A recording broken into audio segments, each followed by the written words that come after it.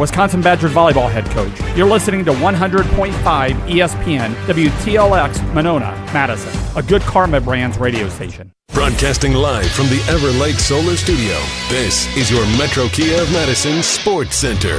Good morning, Madison and streamers everywhere. I'm Jesse Nelson. Sports Center brought to you by Ho Chunk Gaming Madison, home of smoke-free slots and the highest payout percentage in the area. Ho Chunk Gaming Madison. More spins, more wins, more fun. Speaking of wins, a winning Thursday for sports teams across the state of Wisconsin, especially the Milwaukee Brewers on opening day. 14-2, as you heard it right here on Madison's home of the Brewers, 100.5 ESPN. The Brewers take down the Chicago White Sox in the home opener at American Family Field. Jacob Misiorowski, the Miz, on the mound. 11 strikeouts in 5 innings for the victory. A franchise record for an opening day start. 11 strikeouts for the Miz. Home runs for Sal Frelick, among others. The Brewers winners 14-2. Game 2 tomorrow. Much needed day off today after the home opener. 6:10 first pitch tomorrow night right here on Madison's home of the Brewers, 100.5 ESPN. But that's not all. Wisconsin women's basketball, 64-61 winners over Harvard at the Kohl Center in overtime. Wisconsin was down 8 with 46 seconds left, forced overtime and won. They advanced to Wichita for the WBIT semis. Metro Kia of Madison, Madison's trusted Kia dealer. Stop into Metro Kia on the east side of Madison or metrokiaofmadison.com.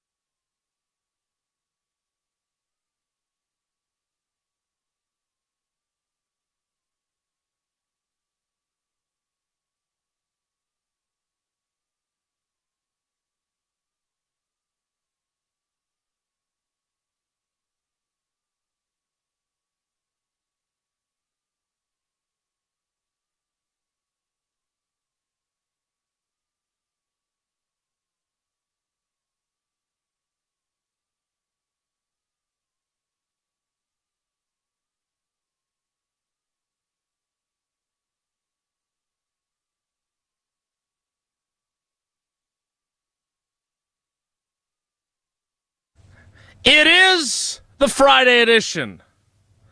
The nobody beats the Miz, although he did give up a leadoff home run, and then he cooked Brian Bulaga's White Sox edition. Not to be confused with Brian Bulaga's Iowa Hawkeyes continuing to cook in the NCAA tournament. I need to get a new phone. I think witness protection may be a better option at this point. You messed with the wrong team. The Iowa Hawkeyes in the Elite Eight for the first time since 1987. Pretty sure edition. Bulaga wasn't born when they were last in the Elite Eight, because I wasn't. We're about the same age. Yeah, it's not great. Jess edition. And we have a Pro Football Hall of Fame cousin sub. We just don't have him yet. And we find ourselves in a precarious position because if this was anybody else, I would say, all right, you have to pay like a tardiness toll, like Gotham Bagels or, I don't know. Hall of Fame beef. Hall of Fame beef. Yeah, some beef sticks. Would be appropriate. Maybe some Mission Barbecue. He's got a lot of post-career irons in the fire. But we love this guy, and we know that he had something important that delayed him. So, and plus, even though we're friends, I'm a little scared of him. I think he could break me in half fairly easily. So we're not going to hold him to any sort of account other than tell him that we're happy he's here once he arrives edition of Wilde and Tausch on 94.5 ESPN Milwaukee, 100.5 ESPN Madison, 1430 ESPN Beaver Dam, ESPNWisconsin.com, the ESPN app, your Alexa smart speaker, streaming live video, Twitter, Facebook, YouTube, and, of course, everything you need on the amazing, stupendous, fantastic ESPN Wisconsin app, which you can download from both Apple and Android app stores. I'm Jason Wilde in Green Bay. Jesse Nelson is in the Everlight Solar ESPN Madison studios and currently in an undisclosed location, but scheduled to appear in the Everlight Solar ESPN Madison studios. His throne awaits. Is the legendary Joe Thomas, Pro Football Hall of Famer, Wisconsin Athletic Hall of Famer, Wilde and Tausch Hall of Famer, if we ever have that. Jesse, I watched about 4 minutes. It took me a little while to find it on my cable system because it's not on where it's going to be on my cable system other times. It was on a local channel that I think is affiliated with the NBC affiliate up here. I watched about 4 minutes, and it happened to be when Contreras hit the bases loaded clearing double. And I was like, okay, I think I picked the right time. And then I had other stuff to do, so I didn't watch it. Brewers win 14-2. The Miz fans 11, a franchise record on opening day. And Jesse Nelson was there for the watch-along to enjoy every stinking minute of it. We committed yesterday. We had a ton of fun. We thank everyone who joined us on ESPN Milwaukee and ESPN Madison's YouTube channels for our second screen experience. If you weren't at American Family Field for opening day, how fun was that?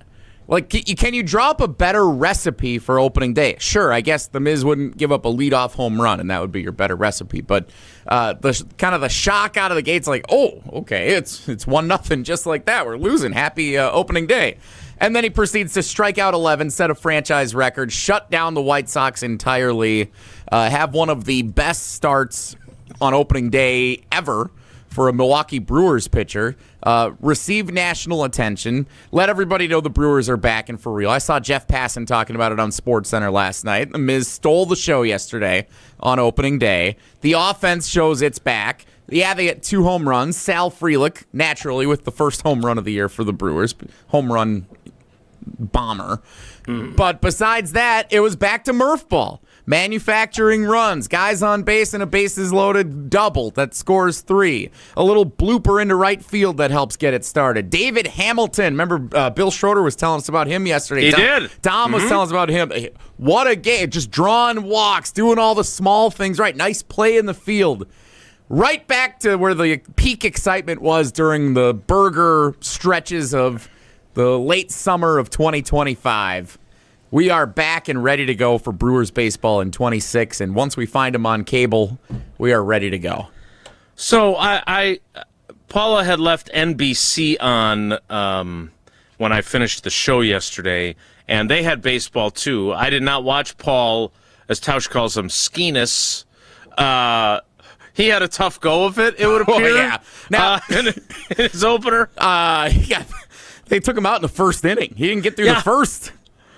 He's got an ERA of like 64 or something like that at this juncture. Not good for old Skenes. Now, and by the way, Freddie Peralta also was not good for the Mets. He gave up, I think, 5 runs in 5. Like if it was any other day, Freddie Peralta, we'd be looking at it like, oh, look at that. Brewers made the right choice again, moving on from a pitcher at just the right time.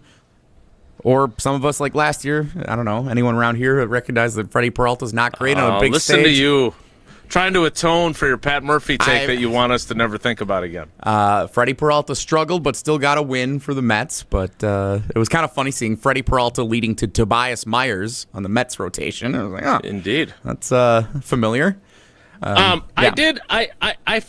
It's funny if you did not pay close attention, which I am happy to admit I did not. It was, down the stretch of the season for baseball and the start, training camp and the start of the season for football. When they read Miz's stats from last year, I was aghast. His ERA was 4.36. Like, we all experienced Mizomania. And then I was like, wait, what? We brought that up on the watch-along yesterday. When they showed those numbers, we were like, wait a minute. That doesn't feel like it's telling the whole story of last year. I think a lot of that, there was a Reds game where he gave up like 9 runs in 2 or 3 innings. It was a crazy Friday night game that I think that contributed to a lot of that kind of skewed total. Remember, they shut him down. He had an injury. They shut him down for a portion of near the end of the season. Yep. But when he emerged, when he first came up in June, and he had the most no-hit innings to start a career in MLB history, when he became the least experienced player to ever make a debut in an all-star game. Mm-hmm. And when he came in multiple times in the playoffs and shut down the Cubs and the Dodgers in gotta-have-it moments. Now, they didn't win the game against the Dodgers, but the other 2 against the Cubs they did, Game 2 and Game 5. He was electric.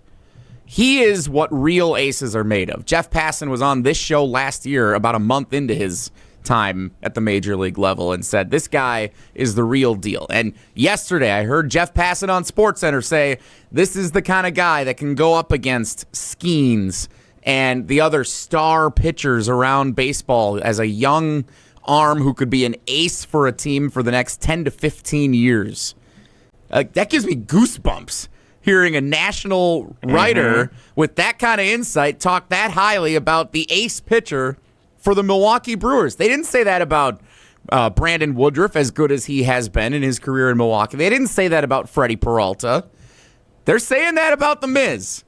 And the way Murph used him in the playoffs last year, the way he is the opening day starter this year, and the way he steps up to every big moment so far in his career, I'm so excited for the juice that he brings to the Brewers organization now and moving forward. Well, it was a great start to the season, which obviously is phenomenal news. Now they're off today, right? Because Pat Murphy and The Miz are going to be at Tanalysis Live. That is true. Mm-hmm. I don't know why they do. Like, I understand for other outdoor stadiums, you do the day off after opening day because if it gets rained out or snowed out or whatever, right, you reschedule it. Why would they do that in Milwaukee? There's no reason. We know they're playing. That's a great question. Like, the game's not going to get canceled. I don't know. That's a really good. That's a really good question. And again, is it like why there's not just good reason. Why not just make today opening day and not play yesterday if that's the case? Like, just do it on a Friday. People have more fun, more of a party. Granted, Tanalysis Live is tonight, and that's great. It's timing for us that The Miz and Pat Murphy get to be there, but I don't really get why the baseball schedule did that. I don't have a good answer for you. I wish I did. I will say that the powers that be tend to be creatures of habit, and so that maybe that's just how, maybe that's just how the Major League Baseball schedule makers always plan. But you're right. I wonder if they do that with other teams that play fully like don't have retractable roofs, but actually like full-time domes, right? Like obviously the Twins play in an outdoor stadium at Target Field, so they fall under the plan for a potential snow out or rain out. But when they played in the Metrodome, did they have that built into the schedule? I doubt it. Tampa, because I think they're still playing at Tropicana Field. I think that might be the last. Did they fix Tropicana Field? They were playing at like a spring training facility. Were they not? Steinbrenner Field last year, yeah. So Tropicana, I think the Trop might be the last full-time dome in baseball, if I'm thinking of it just kind of scattering around the country real quick. I think that's it. So I wonder if they ever do that in Tampa for opening day, where they say, okay, let's play on Monday, take Tuesday off, and then Wednesday, Thursday resume. Like, why? So who do we have going tomorrow, Jesse, as we get ready for Game 2 of this series between Jesse Nelson's Brewers and Brian Bulaga's White Sox, which, by the way, not that Brian is caring about the White Sox particularly deeply with the way the Hawkeyes men's basketball team is playing, but he was not surprised at all by yesterday's outcome. Whereas we were a little surprised that Iowa kept it rolling as they beat the Nebraska Cornhuskers to advance to the Elite They were Eight. losing like the whole game until the last 2 They led minutes. for 2 minutes. Yeah, Yep. unreal. Hawkeyes. Chad Patrick's on the mound tomorrow night, and then our guy Sproat that everybody wants to see gets the Sunday start. So there's a buzz about both him. Bill Schroeder indeed. and Dom, when they joined us yesterday, both said, watch out for Sproat this year. He could be a big-time starting pitcher for the Brewers. Fits that mold of guys that become electric when they come to Milwaukee. Well, we will see how the rest of the series plays out. That has been we've talked a fair amount of baseball in the last 24 hours, thanks to Bill Schroeder, thanks to Dom Catronio. I did see a photo of Pat Murphy requiring people to introduce themselves. I thought immediately of Jesse in that interaction. Great photo of the media auditorium there at AmFam Field, but we'll stick to what we do best, and that is football, especially when we have a Pro Football Hall of Famer join us forthwith. Tonight's the night, baby. Tonight's the night for Tanalysis Live, one of the biggest nights in Wisconsin sports, and you can be there for the night that will have everyone talking. It is tonight at the Riverside Theater. Completely unpredictable. Of course, the guest of honor is Ric Flair, but as I mentioned, Pat Murphy will be there. The Miz will be there. And on top of that, Thanasis Antetokounmpo is handing out complimentary tickets to all ESPN Wisconsin fans. They have opened up the second level of the Riverside Theater to give out these tickets. Woo! Second level, baby. So, again, I'm not on the planning committee, but that sounds to me like the demand has peaked, and now they had to open up another section. So this is your chance to get free tickets to see Thanasis and Murph and The Miz and one last time, woo, Ric Flair. Here's what you got to do. You got to text the word live, L-I-V-E, text the word live to the talk and text line, 844-770-3776, 844-770-3776. Text the word live, and you can get up to 4 complimentary tickets to Thanalysis Live now that upper deck is open at the Riverside Theater. It is tonight. Again, Thanalysis Live, presented by Grubel Offices and Potawatomi Casino Hotel. Again, 844-770-3776 for up to 4 complimentary tickets to Thanalysis Live. We await the arrival of the King, the Meat Santa, the Bagel King, the Pro Football Hall of Famer. Joe Thomas is our cousin sub of the day. We'll talk to him soon. It's Wilde and Tausch.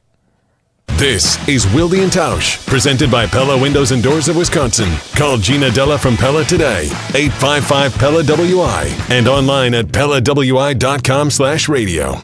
Get ready to unleash the dragon at Hard Rock Casino Rockford. Introducing the region's very first $1 million Dragon Link slot game. Feel the thrill, chase the excitement, and win big. With jackpot soaring to $1 million, your chance to hit it big is here. Come experience the ultimate gaming adventure. Visit Hard Rock Casino Rockford today and play the $1 million Dragon Link slot game. Your legendary win awaits. Hard Rock Casino Rockford. Let's hard rock. If you or someone you know has a gambling problem, call 1-800-GAMBLER. The sound of summaries on ESPN Madison. And a swing and a miss. Would you like fries with that? Madison's home of the Brewers. Fly ball to deep right. It is back. Out of here! Catch every Milwaukee Brewers game this season on 100.5 ESPN. Watching it sail. It's a grand slam. Brewers baseball on ESPN Madison is presented by Hard Rock Casino Rockford and brought to you by North and South Seafood and Smokehouse. Get your team together. Softball is back for 2026. Hey, it's Jesse Nelson. Registration for Madison School and Community Recreation's Adult Summer Softball Leagues is now open. Men's, women's, and all gender slow pitch and women's fast pitch leagues are forming now for the summer season. MSCR Softball Leagues offer fun for every level of player and welcome all participants. Spend your summer evenings with us on the Ball Diamond. For more information and to register, go to mscrsportsleagues.org. That's mscrsportsleagues.org. Wisconsin weather doesn't wait, and neither should you. At Pella Windows and Doors of Wisconsin, we make upgrading your home simple. Right now, order today and get 0% interest until 2032. You heard me right. 0% interest all the way until 2032. Upgrade your windows and doors now and pay over time without paying interest. With our 10-year limited warranty, you can feel confident in your investment. Schedule your free in-home consultation today at PellaWI.com. Certain restrictions apply. 3/31/2026. What's new at Zimbrick Chevrolet? A lot. A free car wash with every service, plus a brand new detail facility to keep your ride looking fresh all year long. Relax with coffee and snacks while you wait, and if you can't, grab one of their numerous service loaners, take the shuttle, or even get a lift on them. Plus, Zimbrick Chevrolet has the largest new Chevrolet inventory in southern Wisconsin, and you'll never overpay at Zimbrick Chevrolet. Zimbrick Chevrolet in Sun Prairie, the name you can trust. Coors Light presents To Chill or Not to Chill. When your friend skips your favorite song on the playlist. End the friendship. Or choose chill because that song lives rent-free in your head anyway. And you planned ahead by bringing Coors Light to the party. And the sound of that ice-cold can cracking open was music to your ears already. Coors Light. Choose chill. Celebrate responsibly. 2024 Coors Brewing Company, Golden, Colorado. Since 1956, Holman Lindsay Paints has been making paint in Wisconsin for Wisconsin. Because of their commitment to making great paint for Wisconsinites, Holman Lindsay has grown over the years to 27 locations in this great state. Headquartered in Sun Prairie with a state-of-the-art facility, Holman Lindsay has the paints you need to make your job better. From do-it-yourself to professional, Holman Lindsay has paint for everyone. Visit one of their local locations today in Madison, Sun Prairie, Middleton, and Janesville. $2.3 million.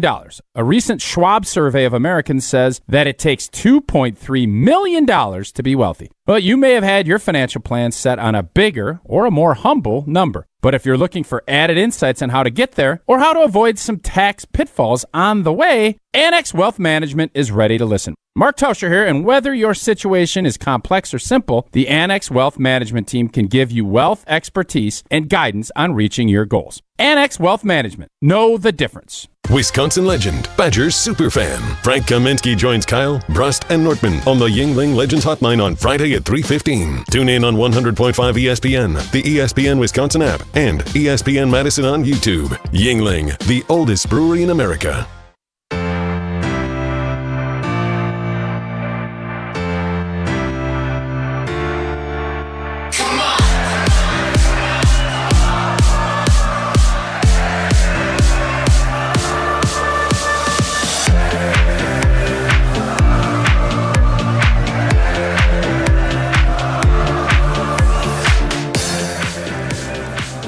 Joining us now,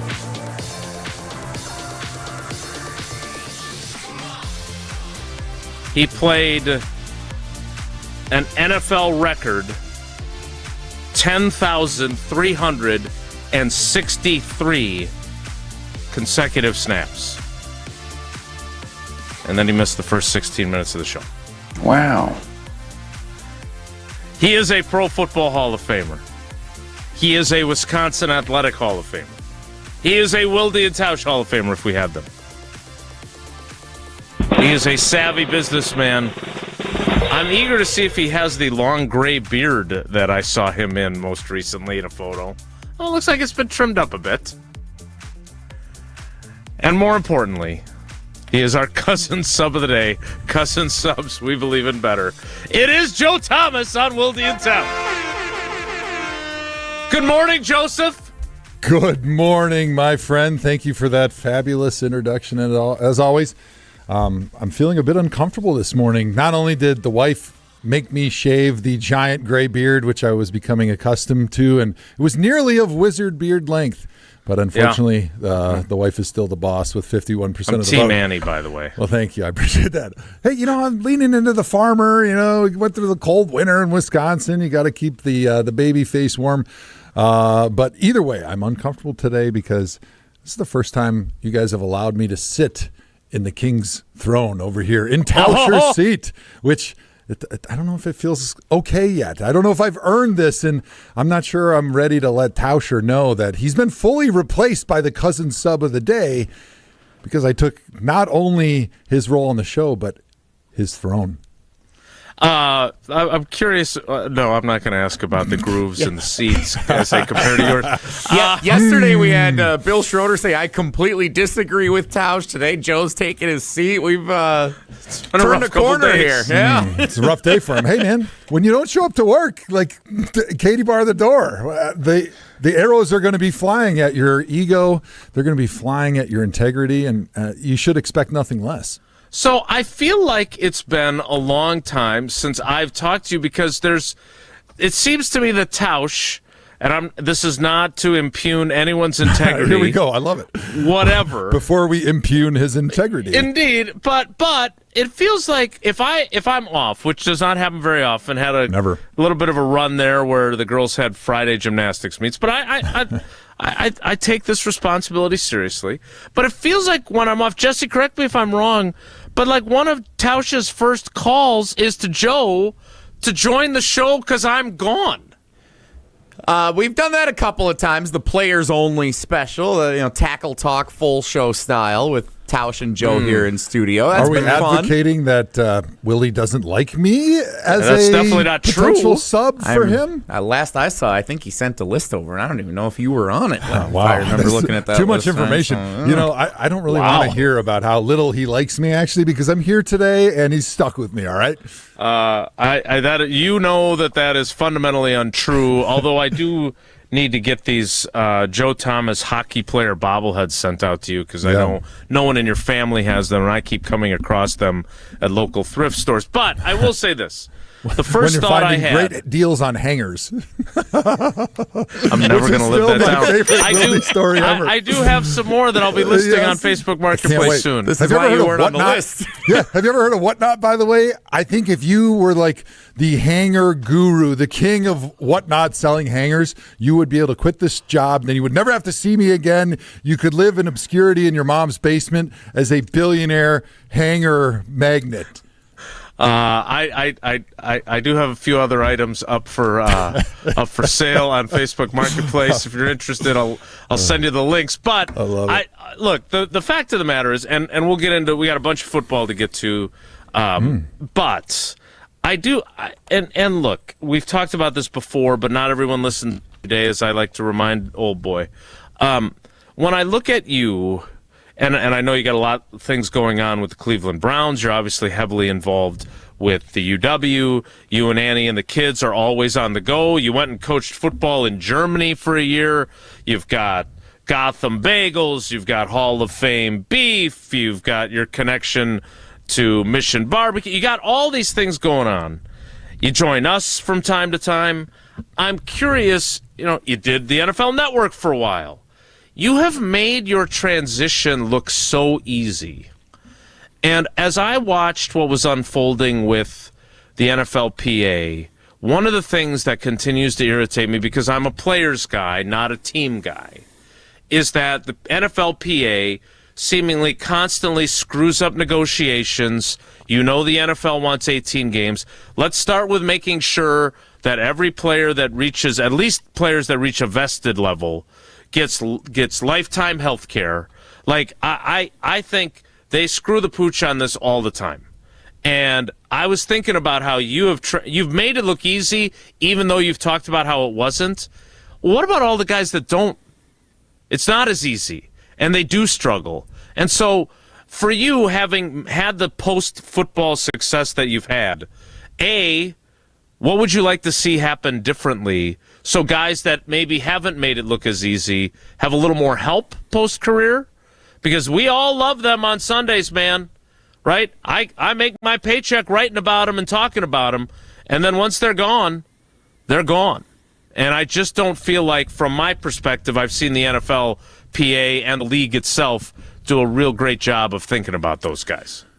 I think you hit the nail on the head of the easiest thing that the NFLPA and the NFL should do just about immediately is, if you become a vested player, which is like 3 years, 4 games, lifetime medical, right? We all know the beating that the NFL game puts on our bodies and our brains. I understand it's going to be expensive, right? But why are you offloading that cost of lifetime insurance for an employee that has given his not only everything he has from an emotional standpoint, but he's literally given pieces of his body, cartilage, joints. You've given your health to the game because you love the game, and of course you're compensated very handsomely. But to be able to allow guys when they do retire to not make that another worry that they have to have for the guys that maybe haven't made top of dollar salaries throughout their career, to be able to continue with quality health care so at least they don't have to worry about where they're going to get their insurance from, what doctors they're going to go to deal with the injuries that they got from their NFL careers. And I understand there's workers' comp and there's things like that take care of direct injuries that you've had from the NFL game. But the NFL is a 100% injury rate sport and employment situation.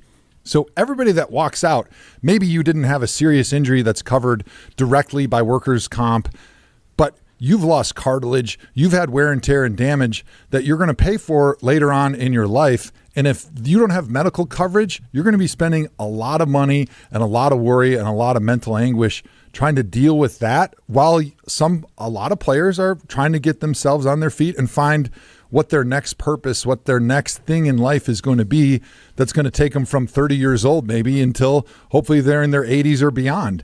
And so I think that is the easiest thing for the NFL and the NFLPA to champion.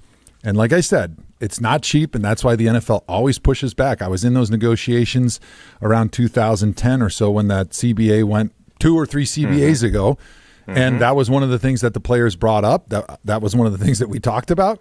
And at the time, the NFLPA and the union said it's too expensive. The NFL shoots it down immediately right away.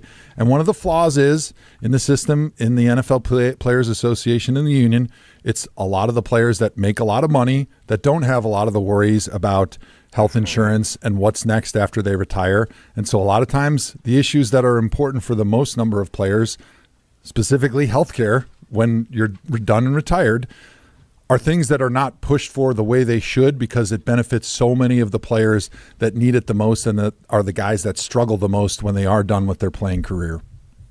And look, let me be clear on this because I haven't looked in the YouTube comments. I'm not looking for fans to start GoFundMe pages for retired NFL players, okay? No. And I don't get political on this show. I want everyone to see this as a safe space from the world we currently live in that realm. But I would acknowledge that healthcare in our country is completely jacked up for normal people like me and you and everybody else listening to the show. So I'm not saying we throw a pity party for NFL players. That's not what I'm saying at all. But this is a league that boasts that their target is $25 billion every year now, right? That is their goal, is to be a $25 billion industry. And let's not forget that not everyone is Joe Thomas, right? There are guys that make it to those 3 years, and it's a struggle to get there. I don't want to have a telethon for Tausch and his bad knee that he can't play pickleball or he can't play golf the way he once did, okay? Well, I'm sure ESPN Wisconsin has a robust benefits package with great health care, but not everybody is as generous as you guys are here, of course. The great... He complains he can't even get to the coffee machine around here. I'll be honest with you. This show without him, I mean, we have great cousin subs, but nobody's tuning in for Wilde and Nelson. Okay, so except for yesterday. Record high ratings. I want him to need that health care. So don't get me wrong. But my point is, and look, there were some things, and I think you guys were teammates at least for maybe a year or two. I'm not sure. But there were some very unflattering things said about J.C. Tretter, who is now in charge of the NFLPA, which I was taken aback by. So, again, I'm just saying the NFL owners, who are all a bunch of billionaires, except, of course, Ed Policy, are going to push for an 18th game. This is your opportunity as players to actually try and say, no, F you, we want real. Instead of Jeff Saturday getting up there and saying we need less off-season workouts. And I'll never forget him turning to us. There was a cluster of us beat writers during an OTA practice, and him turning to us and saying, Does that look like non-contact to you? You guys should write about that. Like, dude, you got bigger issues than whether or not the guy went into your chest a little bit in an 11-on-11 period. So it's one of my pet peeves. I wanted to get that off my chest. We are thrilled to have you, and I do say with incredible respect how easy you have made it look, even though I know it isn't always. I wish more players could find their way the way you have, because it's impressive. And I'm not just saying that because the salt bagels at Gotham Bagels are so good and I haven't had one in a while. Baby, I love those and things. I'm happy to order my own beef sticks. All right, we've got Joe Thomas here as our cousin sub of the day. Jesse, tell everybody what your little idea is for Joe that we're going to go through now that he's arrived. I know it's not a Saturday at Summerfest, but I thought that this would make sense today. We got a Pro Football Hall of Famer here. It's a good time as we've kind of gotten through the thick of free agency, and now the NFL draft is we're at that midpoint between both. It's a good time to kind of assess the state of the Packers. So Matt LaFleur, Jordan Love, Brian Gutekunst, certain position groups. I'm sure offensive line will be a discussion point, but Joe's overall thoughts on the state of the Green Bay Packers, kind of group by group throughout the course of today's show, I think makes a lot of sense for us to hear his thoughts on, since this is a once-in-a-while opportunity for us. And we do have some of my conversation with Jordan Love talking about the changes of this offseason. In case you missed them yesterday because you were out getting ready for the opener for the Brewers, we've got that audio that you can listen to as well, because there have been a number of changes, especially on the defensive side of the ball for this team. So we will go through that. So can you still put on your analyst hat? I mean, you got a different hat on today, but are you still doing, other than our show, the media thing on occasion? Because it's not a regular gig. You did the Amazon thing. You did a lot of stuff. Are you still in that realm, or only when you choose to be? A little bit of only when I choose to be. I still do media for the Cleveland Browns, so I do their daily radio show during the season, hits during the off season, but I'm in a great position. I've got a farm and a beautiful beef business that I'm loving that's growing quickly. Hall of Fame farms selling Hall of Fame beef and Hall of Fame Wagyu and all the associated sticks and Hall of Fame jerky and products. So believe it or not, running a beef business and bootstrapping it and scaling it quickly takes a little bit of time, but it was a agreement with the wife that I would travel a little bit less, which I'm enjoying. And as you know, there's not a lot of NFL teams in Madison, and flying from Madison to anywhere is about impossible. A little harder in Green Bay, I get it. But being able to step away from doing some of the media, the game day stuff was kind of part of the agreement with, like, hey, honey, let me start a business. Let me sell the beef that we raise on the farm, and I'll be able to be around more. Yes, I'll be working probably more hours and harder, but I can do the remote stuff. I can hang out with my buddies Wilde and Tausch still. I can do a few NFL games that are the fun ones. Basically, I do like the international games, so I got to go to London and do the game. Nice. Not on national TV, but the in-stadium hosting, which is even more fun. You're the guy on the sideline. You're hyping up the crowd. You're giving the in-game analysis. It's a good role for you. Yeah. Before and after the game, you shake hands, kiss babies with the NFL's special guests. The dignitaries from Germany who did the Berlin game this year. So it's the perfect role. Get to sell Hall of Fame Farms beef. I get to sell Hall of Fame jerky and Hall of Fame beef sticks. I get to coach the kids, be home. I get to hang out with Wilde and Tausch. And then every now and then I get to go to Munich, Germany. I get to go to London and then cover the NFL on the sideline. And it's not a bad deal. Have they asked you to go to the Australia game the Thursday of the opening week? Or is that too far even Too far in advance. So as you would think, with a $25 billion business, they'd give you a little bit more warning, but typically it's about a month or two before the game is when they figure out, all right, we got everything else figured out. Who is the talent that we want, in the booth, on the sideline, doing the pregame, the halftime, the post. I guess I should say the booth stuff is typically taken care of more in advance, because usually if it's like Fox, they've got their 1, 2, 3, 4 crew, but when it's an NFL Network game, they have ad hoc crews. So those are late announcements. But yeah, like the rest of the stuff you find out pretty late. So it's too early to know if I'm going to Australia, but It'd be pretty cool if I did. They should send you wrestle an alligator. That would be fun. I would say yes. Mama would let me out of the house for that one. Steve Irwin Thomas. R.I.P. by the way to Steve Irwin. This is Miles Garrett. I don't have an Australian. No, you don't. That was okay. You thought you might, but you don't. I can't do Australian. You got some time to practice, and the Packers aren't going there. All right, we will start with Matt LaFleur as part of our conversation with the analyst, Joe Thomas, as opposed to the beef farmer and the bagel magnate and the Pro Football Hall of Famer. We'll start that next. It's Wilde and Tausch. Wisconsin legend, Badgers superfan. Frank Kaminsky joins Kyle, Brust, and Nortman on the Yingling Legends Hotline on Friday at 3:15. Tune in on 100.5 ESPN, the ESPN Wisconsin app, and ESPN Madison on YouTube. Yingling, the oldest brewery in America.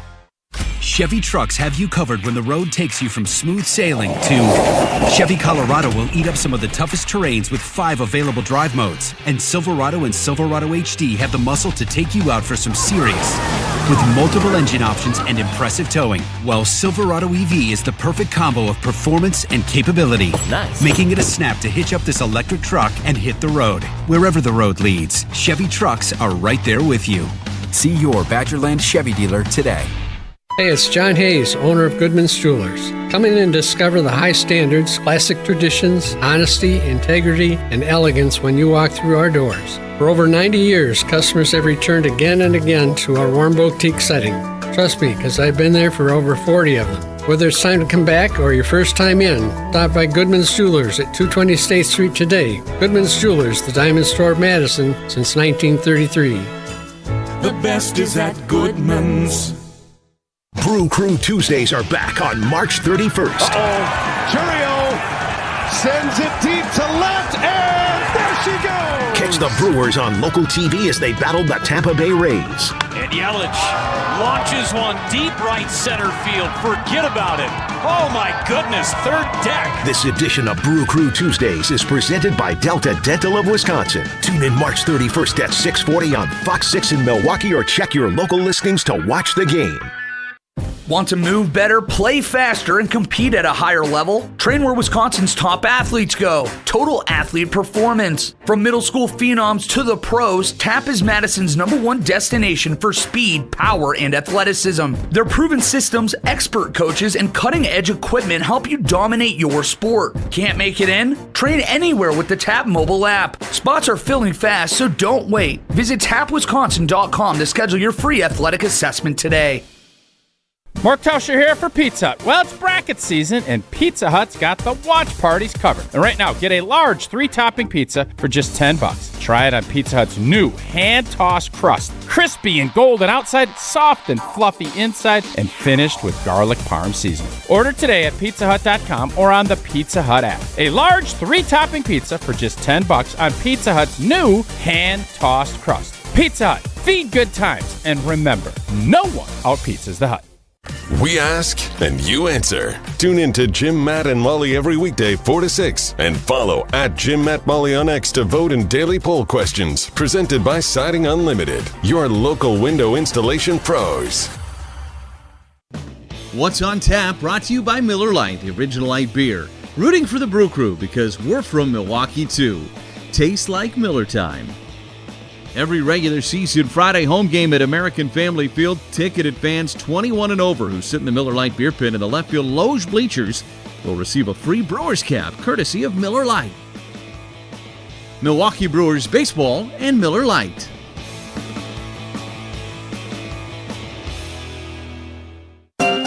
Spring is here, and living with your old, drafty, foggy, dirty, hard-to-open, bad windows is no longer an option. You deserve better windows and doors. At Siding Unlimited, we install top-of-the-line wood, vinyl, and fiberglass windows with options to fit your style, color, and design choices. Built for energy efficiency, installed by our professional craftsmen at Siding Unlimited. Siding Unlimited. Experience, integrity, craftsmanship. Visit sidingunlimited.com today. All day, every day. The Carbless Talk and Text line is open for you. 844-770-3776. The Carbless Talk and Text line. This is more. We're on the Packers. This 2 or 3 year window needs to yield a championship. Because we're on Wisconsin sports. When you bring back everybody, Mr. Policy is telling you we're winning a championship. Nobody covers the green and gold like 100.5 ESPN.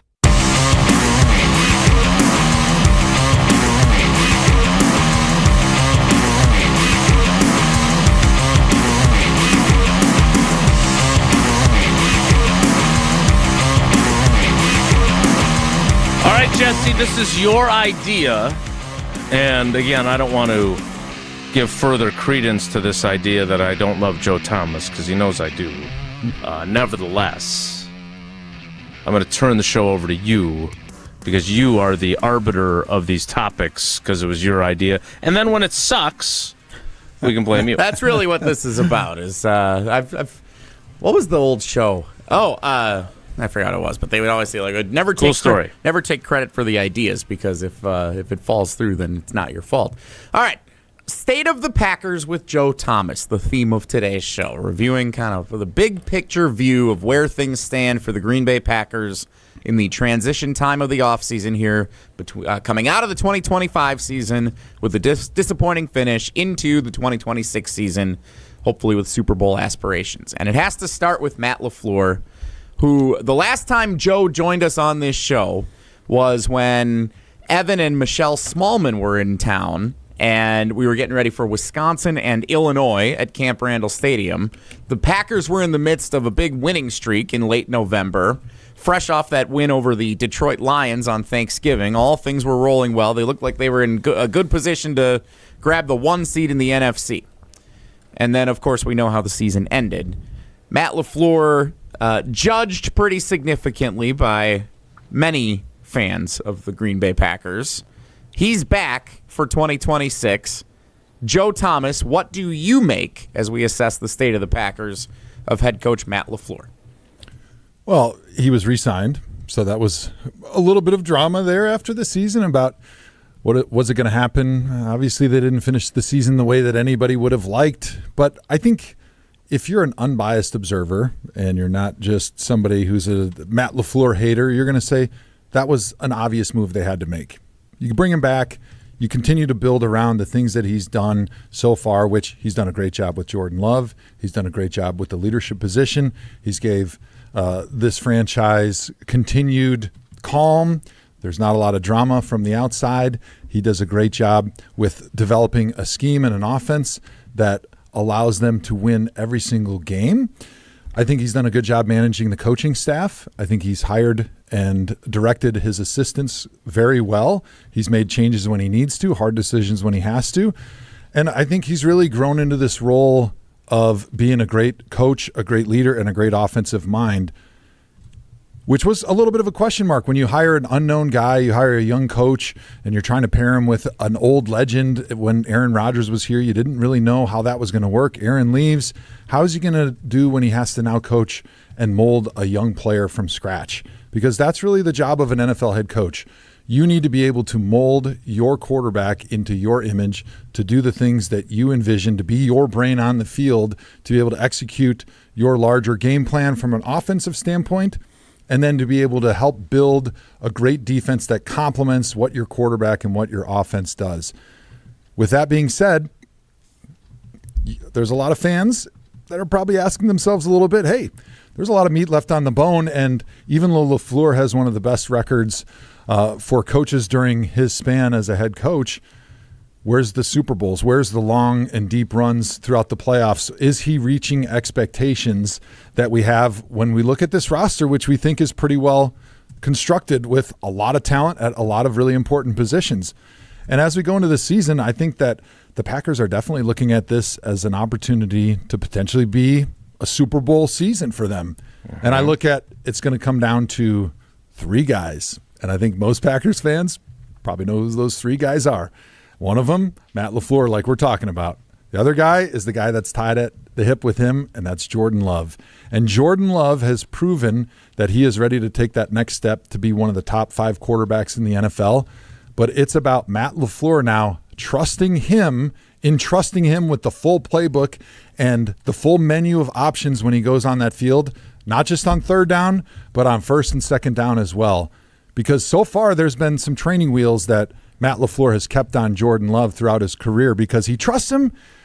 Jordan has been very efficient, but he doesn't trust him in the way that you should trust one of the best quarterbacks in the NFL if you expect to be able to succeed not just in the regular season but in the playoffs, when things get hot, when things get dirty, when the defense changes their game plan at halftime, when the defense switches what they're trying to do up front and you need your quarterback to be able to get out of the play that you're in and take advantage of things that he sees on the field as if he is the head coach and the offensive coordinator standing there under center, making the best decisions and having the authority to be able to do what he sees as best in that moment, in that 20 seconds from the time that the play is called in the huddle until he walks to the line of scrimmage and snaps the football and attacks the defense.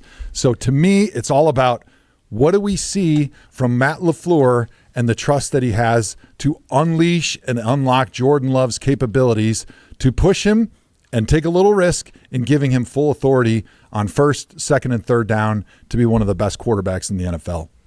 So, Joe, when you're here, look, when Brian Bulaga's here, sooner or later I make some wisecrack about how Bruce Irvin owned him in a game in Seattle, because I'm a jerk, I get it. When it comes to you, somewhere along the way, I make a joke about, and I know that it's mean-spirited, but I do it anyway, about what a great player you were and your playoff record or lack thereof. Right? I was undefeated in the playoffs, so my record is and winless. Sparkling.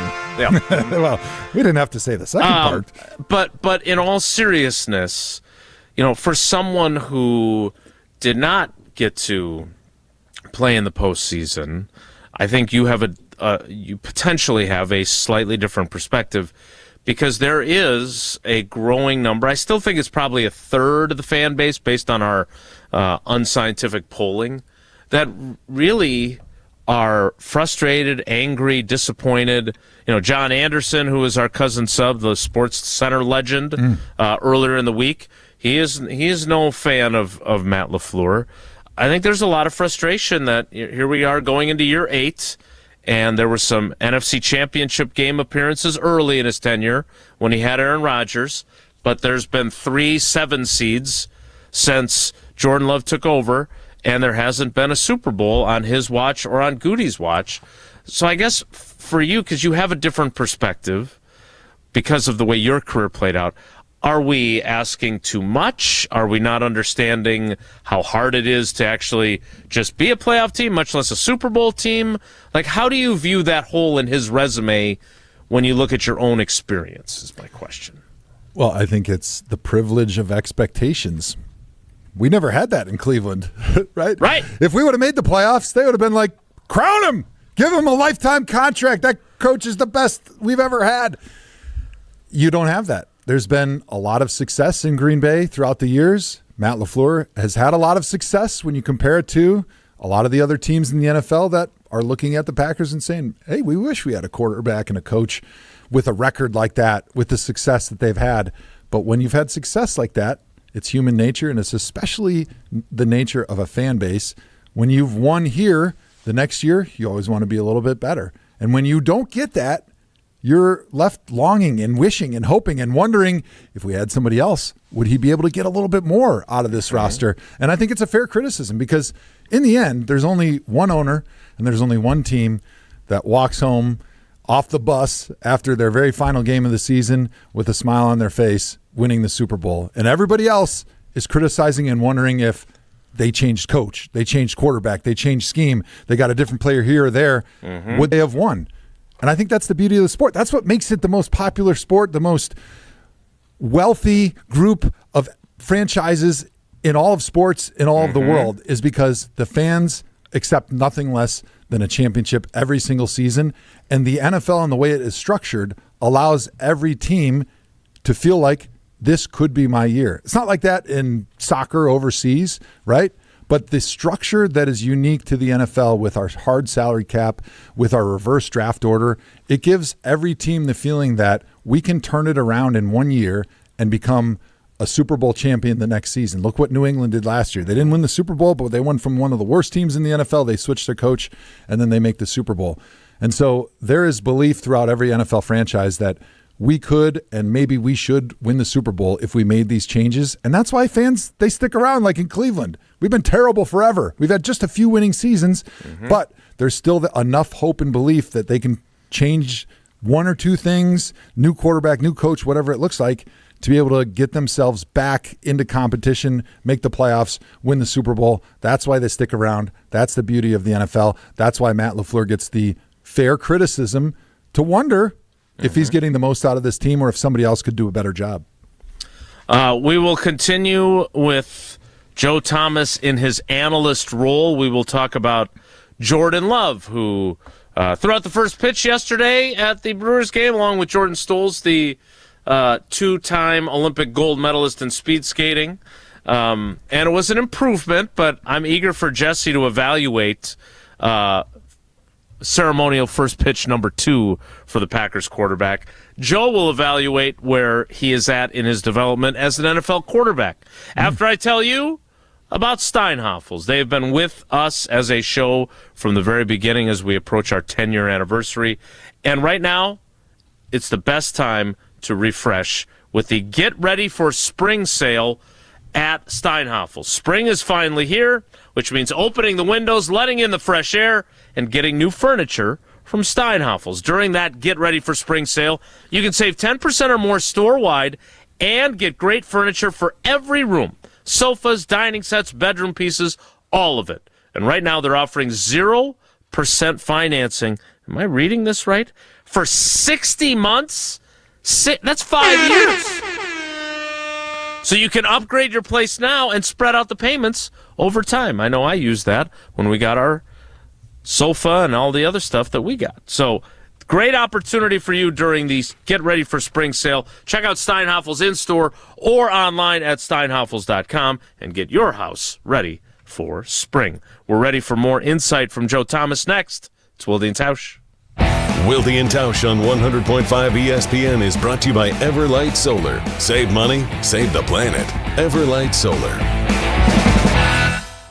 Mark Tauscher here, and with baseball season underway, as heard right here on 100.5 ESPN, it's definitely a Feelgood Friday on Wilde and Tausch, painted by Holman Lindsay Paints. Stick around to start your weekend right by hearing some of the best Feelgood stories of the week. And if you want to make sure you get your next paint project at home done right, then I suggest you do what my family did and trust the pro painters at Holman Lindsay Paints. Get connected with the perfect pro painter for what your project calls for by simply stopping into any Madison area Holman Lindsay location. The team at Holman Lindsay will help pair you with the best pro for the job. And Holman Lindsay is the one paint you can trust to withstand the challenges of Wisconsin's weather year-round. That's what makes it Wisconsin's best paint. Holman Lindsay, great paint, great people. Check them out at holmanlindsay.com. And stick around for Feel Good Friday coming up to close out this edition of Wilde and Tausch, painted by Holman Lindsay Paints. Rah. Pella Windows and Doors of Wisconsin present your Badger Minute. Here's Pablo Iglesias. This Badger Minute brought to you by your Badgerland Chevy dealers, proud supporters of Badger Athletics. Go to BadgerlandChevy.com. Wisconsin men's hoops excluded from the Sweet 16 picture once again. Long-term March success hasn't always been there, but Frank Kaminsky says don't lose sight of the bigger picture. The Badger great defending Greg Gard and his ability to develop talent. Greg Gard has consistently shown that he has the ability in today's day and age to recruit. You take in guys like Tanjay and Boyd, who have both had solid college careers up until that point, but then you make him into all Big Ten, All-American type level players. You take a guy in Blackwell and you turn him into a 20-point per game scorer. Like, that's clearly coaching. Order today and get 0% interest until 2032 at Pella Windows and Doors of Wisconsin. Upgrade now, pay no interest until 2032. Visit PellaWI.com. Every act of change begins with a neighbor. When neighbors connect through the Feeding America network, small actions ripple into lasting impact. Feeding America, led by neighbors.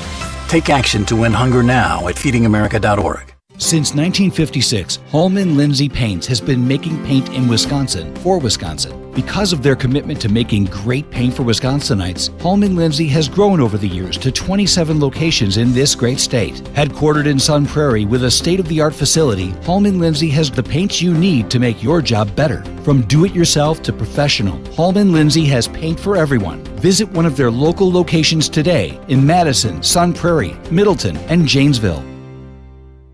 Every event tells a story, from the first impression to the final moments. Have someone guide your guests through every chapter the way you want the story told. Hi, it's Jeffrey from Celebrations Entertainment. With a strong presence, great voices, and an award-winning team, trust us to guide, direct, and inform your guests through all the different chapters of the day. For fun, memorable entertainment for any event, please visit us at celebrationsentertainment.com. That's celebrationsentertainment.com. Beautiful day for Brewers baseball. Brats in one hand, your Brewers checking card from Associated Bank is in the other. And with a tap, it's 20% off gear at the Brewers team store. An express entry so you can tailgate longer. And up to 50% off home game tickets. All that power, all for the crew. Only with Brewers checking from Associated Bank. Join the crew at AssociatedBank.com/Brewers. Member FDIC. Ben Brust here for Zimbrick European. The all-new 2026 Audi Q3 has arrived at Audi Madison. Lease the all-new 2026 Audi Q3 Quattro for $579 per month for 36 months. Offer is only available until March 31st. Stop in and test drive today. Check out AudiMadison.com to browse and see current inventory and specials. Start your adventure at Audi Madison today, off the Beltline and Rimrock Road. Wisconsin legend, Badgers superfan. Frank Kaminsky joins Kyle, Brust, and Nortman on the Yuengling Legends Hotline on Friday at 3:15. Tune in on 100.5 ESPN, the ESPN Wisconsin app, and ESPN Madison on YouTube. Yuengling, the oldest brewery in America.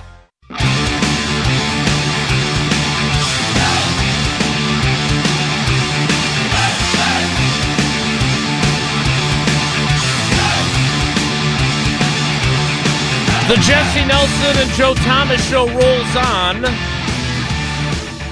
Jesse, what's next on your to-do list? Trying to figure out how to get our video stream running appropriately here. Something messed up. What are we doing here? There we are. All right, there we go. All right, we got it. All right. Clearly, I put too much on your plate. A little much, but we got it. You missed an opportunity to the greatest sound effect in radio right there. We'll let you run this one here sometime. I want that button. I'm not coming back, just so you guys know, until I get that button right here, and I get to sit in Tausch's seat and hit that whenever I feel like it. You and Jonathan Gannon right there. Yeah, baby. As we continue the review of the state of the Packers with Joe Thomas, I think it's a natural transition based on what you had just talked about, Joe, to go from Matt LaFleur to Jordan Love, because he said there are three people that this Packers season comes down to and identified those two as two of the most significant ones. So as we sit here now 3 years into Jordan Love being the starting quarterback of the Green Bay Packers, getting that big contract a couple of off seasons ago, what do you assess as the progression in the development of Jordan Love and where he fits in the landscape of the NFL? So I mentioned that, obviously, Jordan Love, most important person in the Packers franchise. That's the role of every quarterback, right? That's the way they get paid the way they do. Even if you have 27 of them during your time as a starter. Well, they were important but not highly valued when I was there. Let's put it that way. So Matt LaFleur, he's the one that's in charge of curating the success or failure of Jordan Love. And it's up to Matt LaFleur to trust Jordan Love this season, be the leader, trust him as he's a top 5 quarterback, allow him to manage the full menu of the offense, not just on third down, but on first and second down, to be able to stay aggressive. Don't just run Josh Jacobs into a wall of defense on first down and second down and then expect Jordan Love to be a amazing Peyton Manning, Tom Brady quarterback on third down, because he hasn't been given the full menu and the full responsibilities and duties on first and second down to be able to build that confidence throughout the game, to be able to have great success and make great decisions on third down. But this one, for me, is on Jordan Love. Jordan Love needs to take that step in accountability and leadership and understand that he is a top 5 quarterback in the NFL, and he needs to go into Matt LaFleur's office and let him know that I want the football. I want to be able to throw the football and have a large input on what we're doing from a game plan standpoint, and then from an in-game adjustment standpoint, from a play call standpoint on the sidelines. I want to be treated with a level of responsibility and respect that Peyton Manning did, that Aaron Rodgers did, that Tom Brady did, because if you want me to play like those guys, you've got to give me those expectations and that leash to be able to have that length and to be able to have those responsibilities and that trust between the two of us to unlock my capabilities and my potential.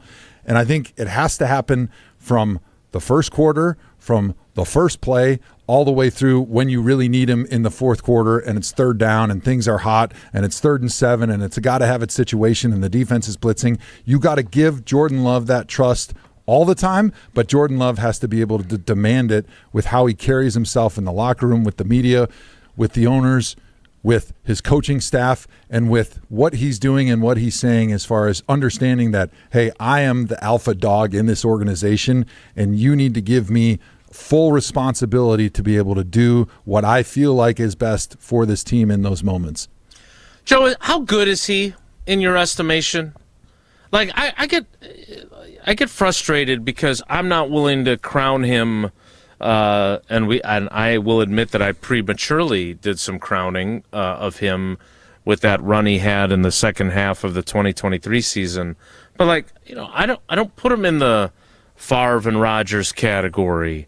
When we were talking about the most special players that Goody has drafted, I did not put him first, only because there are guys that had an impact for their 4 years if they walked at the end of their rookie contract or got an extension, in terms of his best draft picks. I put Zach Tom and even Romeo Doubs ahead of him because those were great value 4th-round picks. I think he's very good, but I think, I'm spoiled by my entire career has been spent with 2 back-to-back 7 combined NFL MVP seasons and 2 Pro Football Hall of Fame quarterbacks, and I don't see Love at that level yet.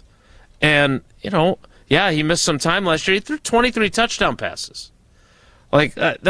That's there's room for him to be better. That is not saying what's the old saying about don't let good be the enemy of great? Well, don't let great be the enemy of good either.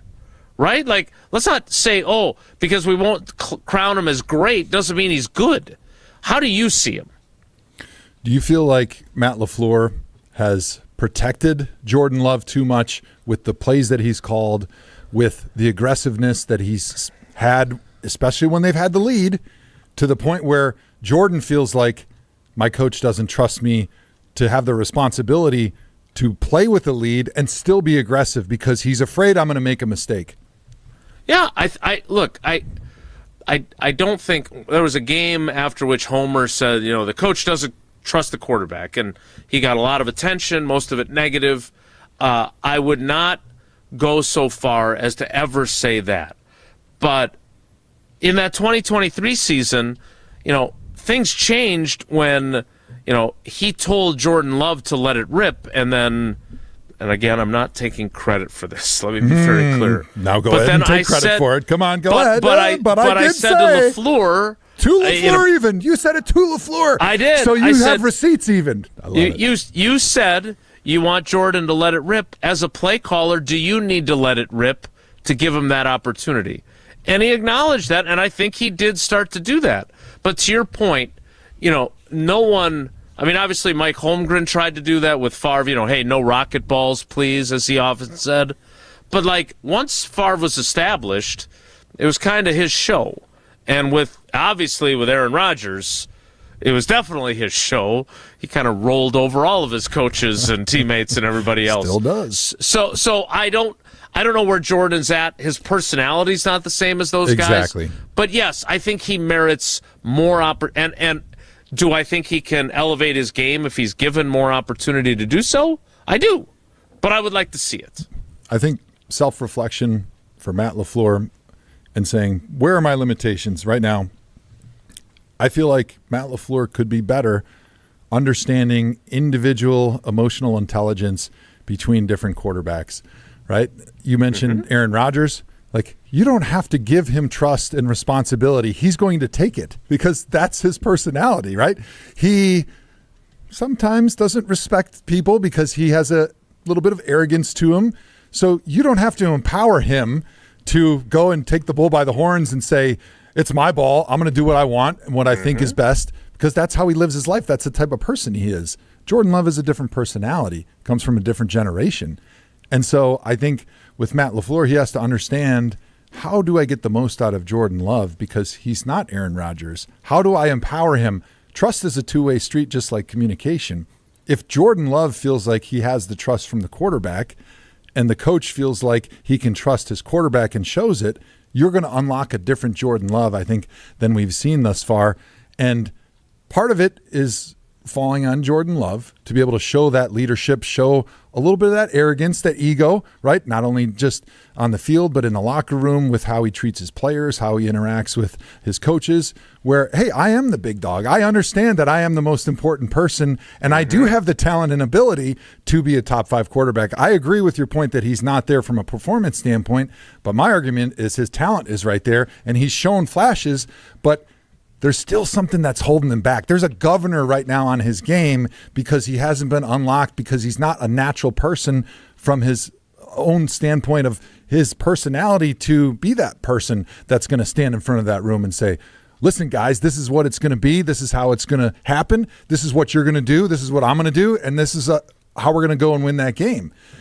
And knowing who your quarterback is and that personality means you have to mold him and you have to treat him and you have to handle him differently to empower that side of his personality, which is in all of us, but you have to allow him to unlock that from himself. And so I think that's why the offseason is obviously always really important, but how you handle him and the responsibilities and duties that you give him within the locker room and then on the field and with the playbook, I think is so important for him to feel that trust and then to get that encouragement from his head coach to go out. Hey, it's first down. You have the option. If you see Christian Watson streaking down the middle of the field, that's your first option. Take it. If not, that's okay. We can have an easy check down. I trust you to do that, right? It's how you communicate what you want to see on that field to your quarterback. There he is. Oh, you guys probably can't see it on the stream. I can see it. He's got a beautiful Jordan Love photo right here. We're getting ready for gazing next off segment. into the distance. Thanks, Jesse. I appreciate that.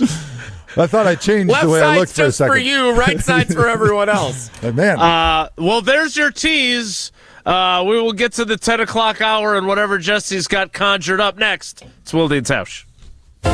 Don't go anywhere. Another hour of Wilde and Tausch, presented by Pella Windows and Doors of Wisconsin, is coming up next on ESPN Wisconsin and the ESPN Wisconsin app.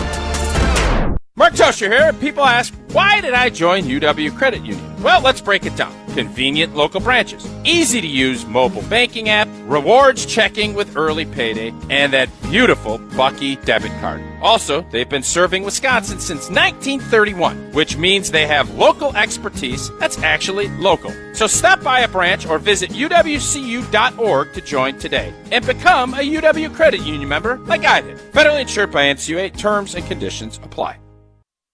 This is Wisconsin Volleyball National Champion Devin Robinson. You're listening to 100.5 ESPN, WTLX, Monona, Madison, a Good Karma Brands radio station.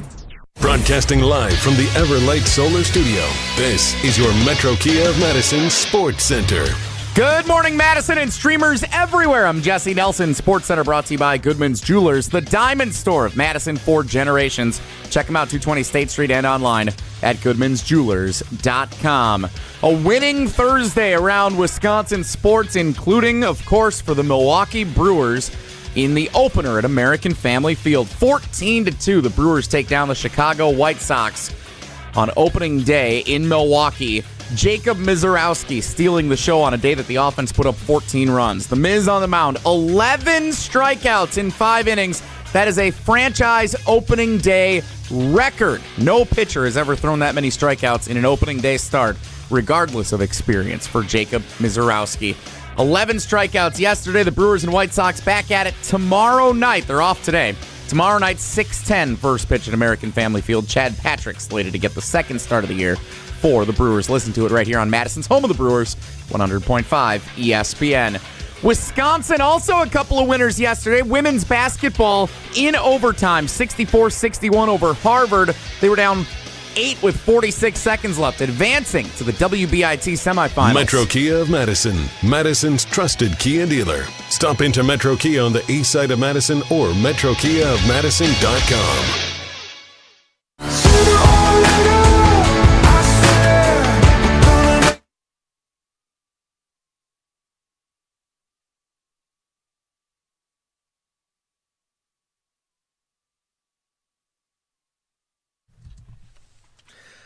The 10 o'clock hour of Wilde and Tausch with Joe Thomas, the Pro Football Hall of Famer, Hall of Fame beef, magnate, and a lot of other stuff. Man, myth, legend, blah, blah, blah. Is our cousin sub of the day. Cousin subs, we believe in better. Joe, I want to get to the general manager here because there's been a change in a guy who I think is somewhat stubborn. His name is Mark Tauscher. And he has admitted this, so I'm not saying anything behind his back. He was a Goody stan, and his standom has suffered and changed a bit. It is not as fervent as it once was. We did an exercise where we looked at some draft picks and Ted Thompson's track record vis-a-vis Goody's was pretty clearly better. Now, again, he had, I believe, 14 drafts where Goody's going into his 9th. But there's some things to pick at on his resume. He has also done something this offseason that I didn't expect, and that is add people that have celebrated their 30th birthday, because he's not a big fan of people that have done that. He and during an offseason, by the way, in which he said out loud, the quiet part, that he wants guys who are aged 26 to 29. That's when you're at your best and you're at your healthiest. That's what he said. Tausch would call them the elevator years. So my question for you is, how do you look at how this team is constructed? And again, I don't say this in a mean-spirited way. It's just the reality. During your time in Cleveland, there were some years where obviously you had to question the way the personnel folks were putting together the roster. So what do you see when you look at Goody and his track record and where this team is at? Well, I think he's done a good job. I mean, I think he's trying to make the right decisions at the right moment, which to me, being a great general manager means, one, you've done a good job drafting, and even if you're not hitting home runs with all your picks, you're adding depth. You're continuing to build youth and depth in the roster, and every now and then those first-round picks become all pros, but if they're not all pros, they still are steady, consistent starters. And you're trying to use your draft capital potentially for trades, and then your free agency salary cap capital to be strategic about when you're going to spend that money, when you feel like it could help the organization the most, because you feel like, hey, this is our window here now when we can go out and we can possibly win a championship. So I give them a lot of credit for the deal that they did to bring Micah Parsons in here. And I wish Tausch was here. You know, I'm not sure I've ever said that before, but because I would love to hear what his take would be if Micah Parsons didn't tear his ACL last year. What does the season look like? Is it different? Do they make a longer run in the playoffs? And then if that happened, how would we feel about the job that Goody has done so far? Right? Because it's amazing when you think about an NFL season, and we all fall into this trap as fans, is like, we're resultists, which we should be because we want to win the Super Bowl. Like we said, that's in the end, that's your measuring stick. Did you win the Super Bowl? Did you not? Done. That's all we care about in the end. And all the things that happen between that are just little steps on the road to be able to go win a Super Bowl. But if you have one thing that changes throughout the course of a season, Micah Parsons doesn't get injured, where does this season finish? And is it Micah Parsons' fault that he tore his ACL? Is it Brian Gutekunst's fault that he tore his ACL? And if it's not their faults, if it's just something that happens because injuries happen in the NFL, the only thing you could say is, well, he didn't plan well enough. If Micah Parsons tears his ACL during the season, if we feel like it would have been a great season had he been healthy the whole time. So do you? I'm glad you brought this up because this has been a discussion since the season ended. I mean, they were leading the Denver Broncos 23-14 in Denver, with the Broncos having won 10 in a row, and they just got a takeaway. And Jordan Love throws a deep ball to Christian Watson, who lands funny, ends up leaving, and he ends up being okay ultimately, right? He plays the next week, but he leaves in an ambulance to go to a local hospital because he suffered a chest injury. They're worried about internal injuries. Shortly thereafter, Micah Parsons tears his ACL. They've already lost Tucker Kraft to a torn ACL earlier in the year. They also lose their best offensive lineman in right tackle Zach Tom, who never plays another snap in that game. And they go from 9-3-1 and looking like a Super Bowl team to never winning another game. And yes, they allowed 25 fourth-quarter points in a playoff loss to the Bears after building a 21-3 halftime lead. That deserves criticism. I'm in no way saying that doesn't. But my argument has been their season looks completely different without those injuries. And every team has injuries. So as someone who played in the league and as someone who's been an analyst for the league, my question to you is, what the hell am I supposed to do with injuries? Because when I bring them up, I get everybody has it. Look at the 49ers. They had a lot of injuries. Yeah, they did, and they overcame them this season. Look at the 49ers a year ago. They had a lot of injuries, and they finished 5-12. So what am I supposed to do with the injury, air quotes, excuse versus the injury explanation?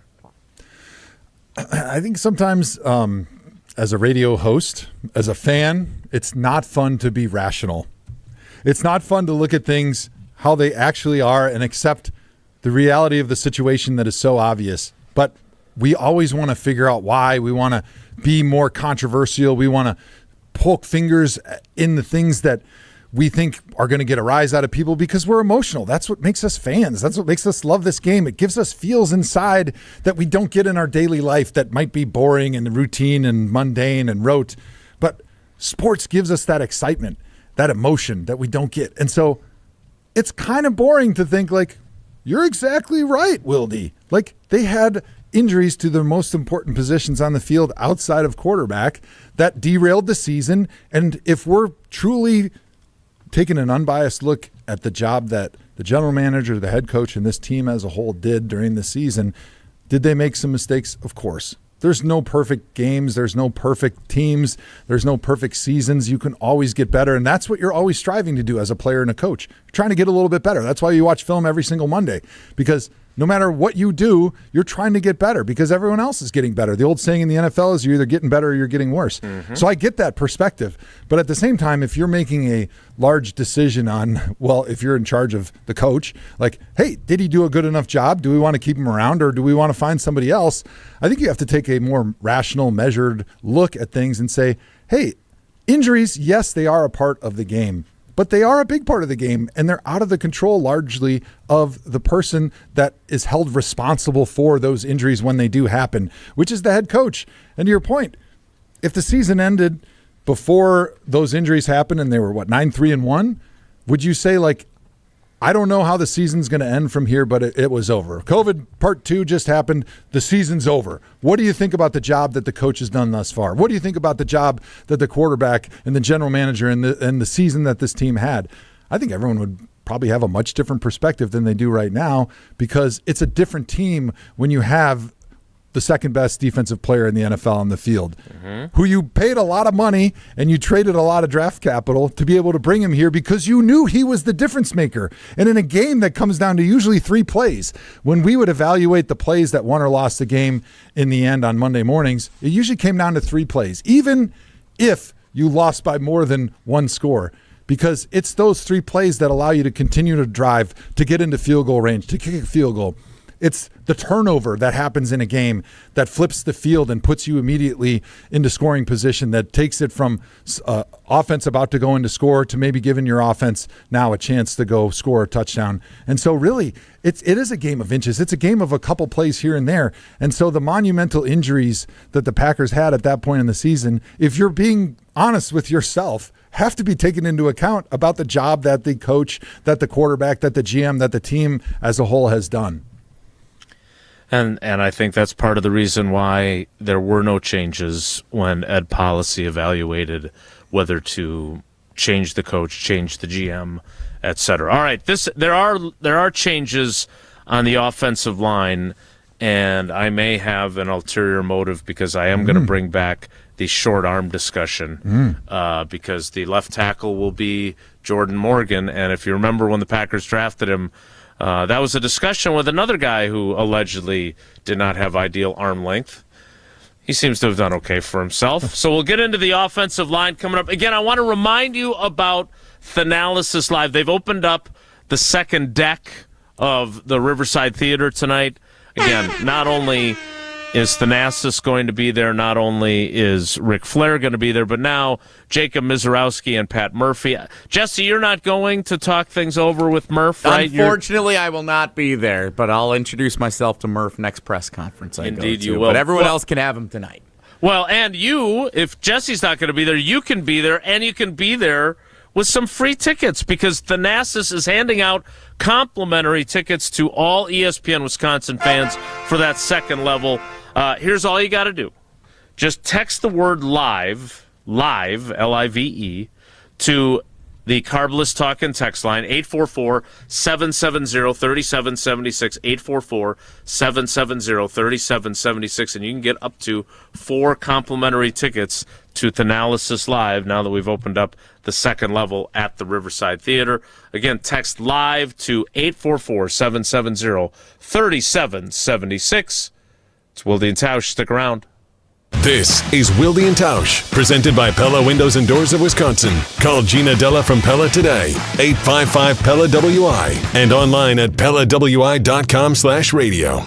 Life's better with American Family Insurance because we know you love working weekends. If it means working on your dream home, both inside and out. And we're here to help protect those dreams so you can enjoy peace of mind. Save up to 40% when you bundle home and auto. American Family Insurance. Get a quote and find an agent at amfam.com. Products, pricing, and availability vary based on the way you purchase insurance and by state. Some exclusions apply. American Family Mutual Insurance Company, SI, and its operating companies, 6000 American Parkway, Madison, Wisconsin. Mark Tauscher here to tell you a little bit more about Everlight Solar. We all know that electricity costs are on the rise. That's why you need to talk to my friends over at Everlight Solar. Their local team here in Madison is here to keep it simple. From your no-cost consultation to solar panel installation, the team at Everlight Solar will be with you every step of the way. Not only will they help you save money, but by switching to solar, you're also helping save the planet. Everlight Solar, a proud partner of Wisconsin Athletics. Check them out at everlightsolar.com. Imagine the peace of mind knowing your home or business is safe 24/7. I'm Jeffrey Beckman, president of J&K Security Solutions, and we provide security you can trust. Serving Madison and southern Wisconsin, J&K Security Solutions offers state-of-the-art home and business security systems tailored to your needs. From video surveillance to home and business automation, to find out how J&K Security can help secure what matters most in your life, visit jksecurity.com.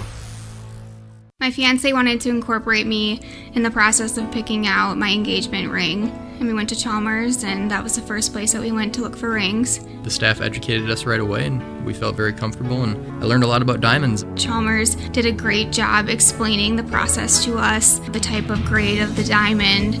Just from the second you walk in, I mean, there's somebody who's taking you over, showing you exactly what you want in your price range. I think that my ring is the most beautiful ring I've ever seen, thanks to Chalmers Jewelers. Wisconsin weather doesn't wait, and neither should you. At Pella Windows and Doors of Wisconsin, we make upgrading your home simple. Right now, order today and get 0% interest until 2032. You heard me right. 0% interest all the way until 2032. Upgrade your windows and doors now and pay over time without paying interest. With our 10-year limited warranty, you can feel confident in your investment. Schedule your free in-home consultation today at PellaWI.com. Certain restrictions apply. It's 3/31/2026. For over a century, one family has helped generations move forward. Christofferson Moving and Storage. They've built a legacy of trust celebrating 120 years in 2026 with transparent, upfront pricing, highly trained professional crews, and flexible services designed around you. They protect your home and belongings with expert care and clear communication every step of the way. Let them handle the heavy lifting so you can focus on what's next. Christofferson Moving and Storage. Your best move since 1906. Get your complimentary quote at ChristoffersonMoving.com. What was that? It was just me, or I got such a bargain. Poorly constructed sofa falling apart. I just bought you. Yeah, well, I did just turn 3, I mean, at 67 in sofa years. I am so ready to retire and move to Miami. I knew I should have listened to my mother and bought that other sofa from Steinhoffel's. It was so strong and comfy. Tired of furniture that doesn't hold up to its end of the bargain? Steinhoffel's has quality furniture for every style and budget. Relax. It's Steinhoffel's. If you're looking for something fun to do this spring, come join us Saturday, May 16th for Marco Siki's 8th annual Casting for Kids Fishing Tournament to benefit the American Family Children's Hospital and UW Carbone Cancer Center. We've raised $1 million for the kids so far. The event is a blast. We fish the Madison chain of lakes before live and silent auctions at the Alliant Energy Center. All kinds of sports memorabilia, guided trips, and a chance to win an Alumacraft fishing boat. So come join us on May 16th. Sign up today at castingforkids.org. Wisconsin legend, Badgers superfan. Frank Kaminsky joins Kyle, Brust, and Nortman on the Yingling Legends Hotline on Friday at 3:15. Tune in on 100.5 ESPN, the ESPN Wisconsin app, and ESPN Madison on YouTube. Yingling, the oldest brewery in America.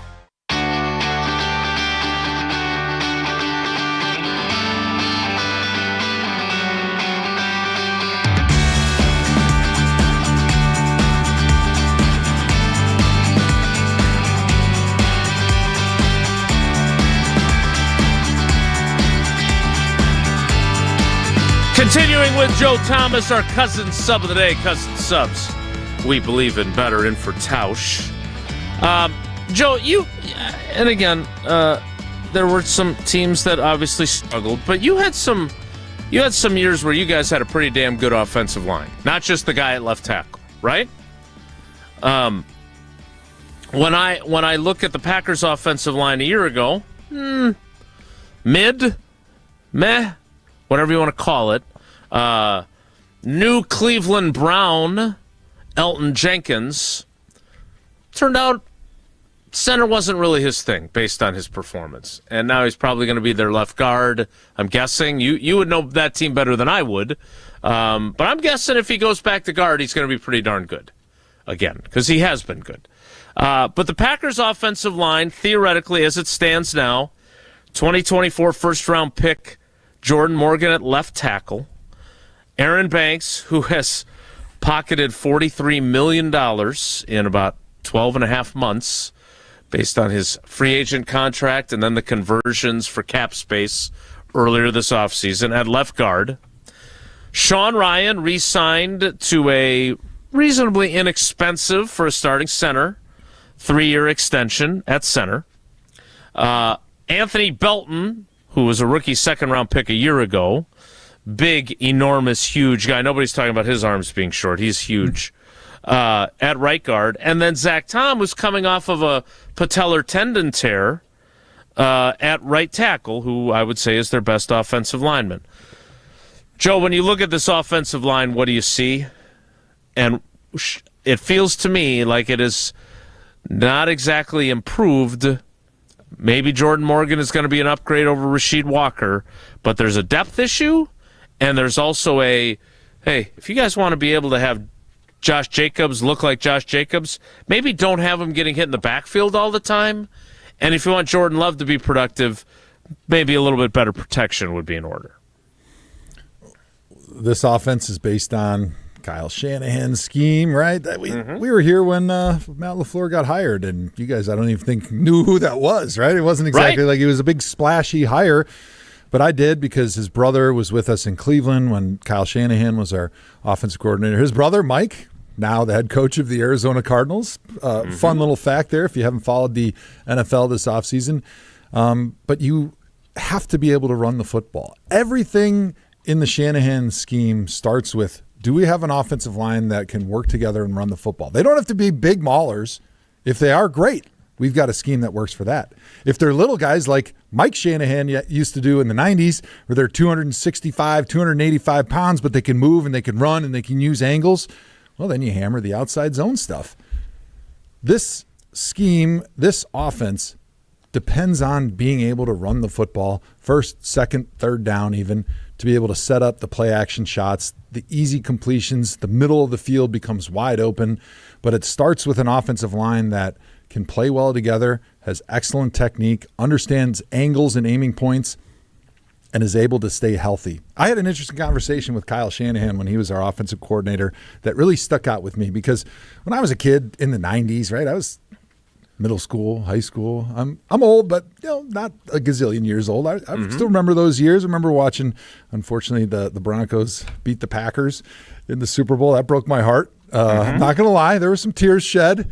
What about 97, 98, somewhere in there? Yep. January of 98. Yep. And I asked Kyle, because I was such a kid in a candy store when he was our offensive coordinator, because every day I walked in there like I was a science nerd and I had the greatest science professor of all time, just opening my mind to a world that I didn't know existed. If you're new to like the AI stuff and you start finding out what it can do, that's like what my brain was like when I was with Kyle Shanahan. He opened up an idea of calling a game from an offensive standpoint that I didn't even know existed, because I'd had 9 offensive coordinators by the time my career was over, and there was still only one Kyle Shanahan, the way he saw things. But it all starts with that ability to run the football. And I asked him why in the 90s, when he was a ball boy and his dad was winning Super Bowls with the Denver Broncos, were their offensive linemen so little? And I always thought, and I think the common perception was, if you're a little guy, it's easier to run and run the outside zone and beat your guys with quickness. But he said that actually wasn't the case. He said the reason they had small guys is because they did a bunch of studies that smaller offensive linemen, while they did fit the outside zone well, smaller guys were less likely to be injured. And they felt that the zone scheme execution success is more based on those guys playing well together and hitting the same angles and the timing and the speed at the same time than it is about having great players who are maulers or tough guys or who can smash people at the point of attack. Because, yeah, that stuff's great, but success, consistency on the offensive line is depending upon working together, timing, angles, execution, footwork, and technique. And that's why even small guys can be great offensive linemen, because it's so much more about what's up here than really what's in the rest of the body. And so as I apply those thoughts and little nuggets of wisdom that I learned from Kyle to the Packers, who decided to get bigger because they got pushed around by the Eagles in that playoff game, this is fascinating. I say the injuries that they had at the end of the season caused them to not be on the same page. The little minutia of offensive line play, where your hat is supposed to be, how your guy who's your lead blocker and then your trail guy on an outside zone have to set each other up with perfect timing and execution. Those are the little details that allow you to take a 1-yard run into a 4-yard run in the first quarter. And then in the third and fourth quarter, when that defensive line is worn down, that 4-yard run now turns into a 40-yard touchdown run. And then the defensive coordinator is pooping his pants because he's going, we can't give up 170 yards rushing. I'm going to get fired. So now he's selling out to stop the run. And then that's where you all of a sudden start throwing in some of these play actions on first down. You give your quarterback, Jordan Love, the responsibility, the trust that a top 5 quarterback in the NFL would have to be able to unleash some shots down the field on first down to make them pay for putting extra dudes in the box. That's how it all fits together. And that's why staying healthy is the most important thing for an offensive line, because especially when you look at the Packers offensive line, not a lot of depth there. But if you look at offensive lines throughout the NFL, it's not like it was when I first got there, where every team had 7 dudes who you felt comfortable playing. There's just not that many good offensive linemen in the NFL anymore. And we can get into the conversation about why that is, which will take another 3-hour show just to touch the surface of why that is. But that's the reality that everybody expects. So you're just not going to have depth if you're an NFL offensive line anymore. And so that's why you got to be able to stay healthy. You got to be able to find guys that can stay healthy, because it's not your fault if you get hurt, but it is your fault if you're a general manager or a coach who sees a guy continuing to be hurt and thinks it's going to be different and the results are going to change. Definition of insanity. Everybody knows that. All right, so one more thing on the offensive line before we move forward, because there's still a lot of things I want to get to. And yeah, I didn't really say anything other than Bolivian for a while. However, the left side concerns me. I'm going to be honest. If Jordan Morgan, after everyone gets their free Tanalysis tickets, then texts in and says, "Hey, can I talk to Joe Thomas while he's on, because he's a Hall of Fame left tackle?" And we put Jordan Morgan on the line, and he says, "Joe, I heard they said you had short arms. They say that about me too. I haven't gotten to play the position that I wanted to play. I walked into Green Bay and said I want to be the left tackle, and since then I've barely played that position. I'm finally getting my chance this year. What do I need to do to succeed?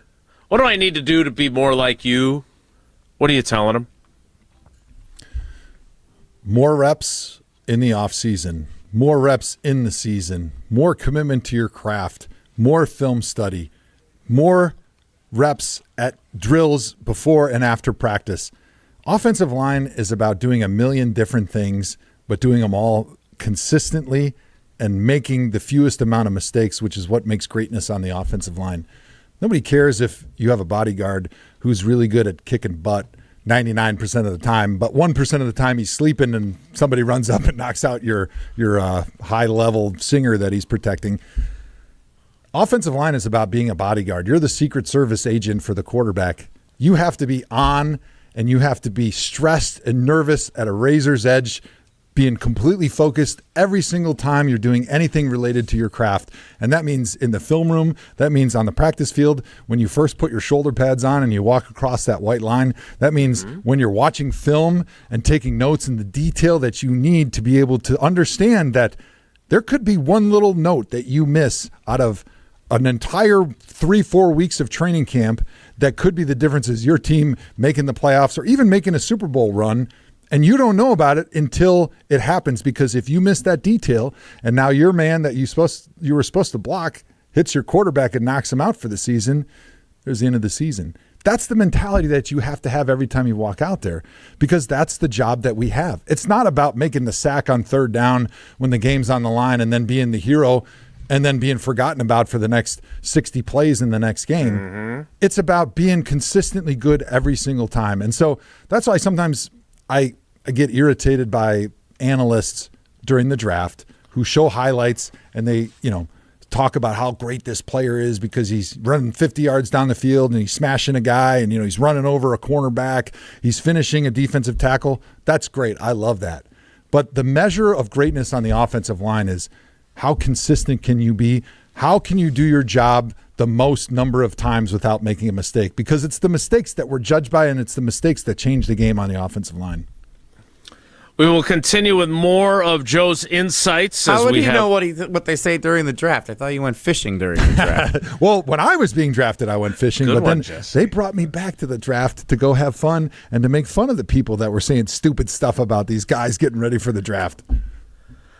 None of these guys. The present company was not part of that conversation. I will say I've got plenty of flaws. I am not part of the draft industrial complex. I don't issue 14 different mock drafts, and that's just not my game. You're missing out. Imagine the followers you'd have if you had a new mock draft every day in the summer, getting ready for the next year. Yes, exactly. Yeah, but check out my way too early 2027. They always qualify it. Way too early. We're like, no kidding. It's a good idea. I should start doing some of those.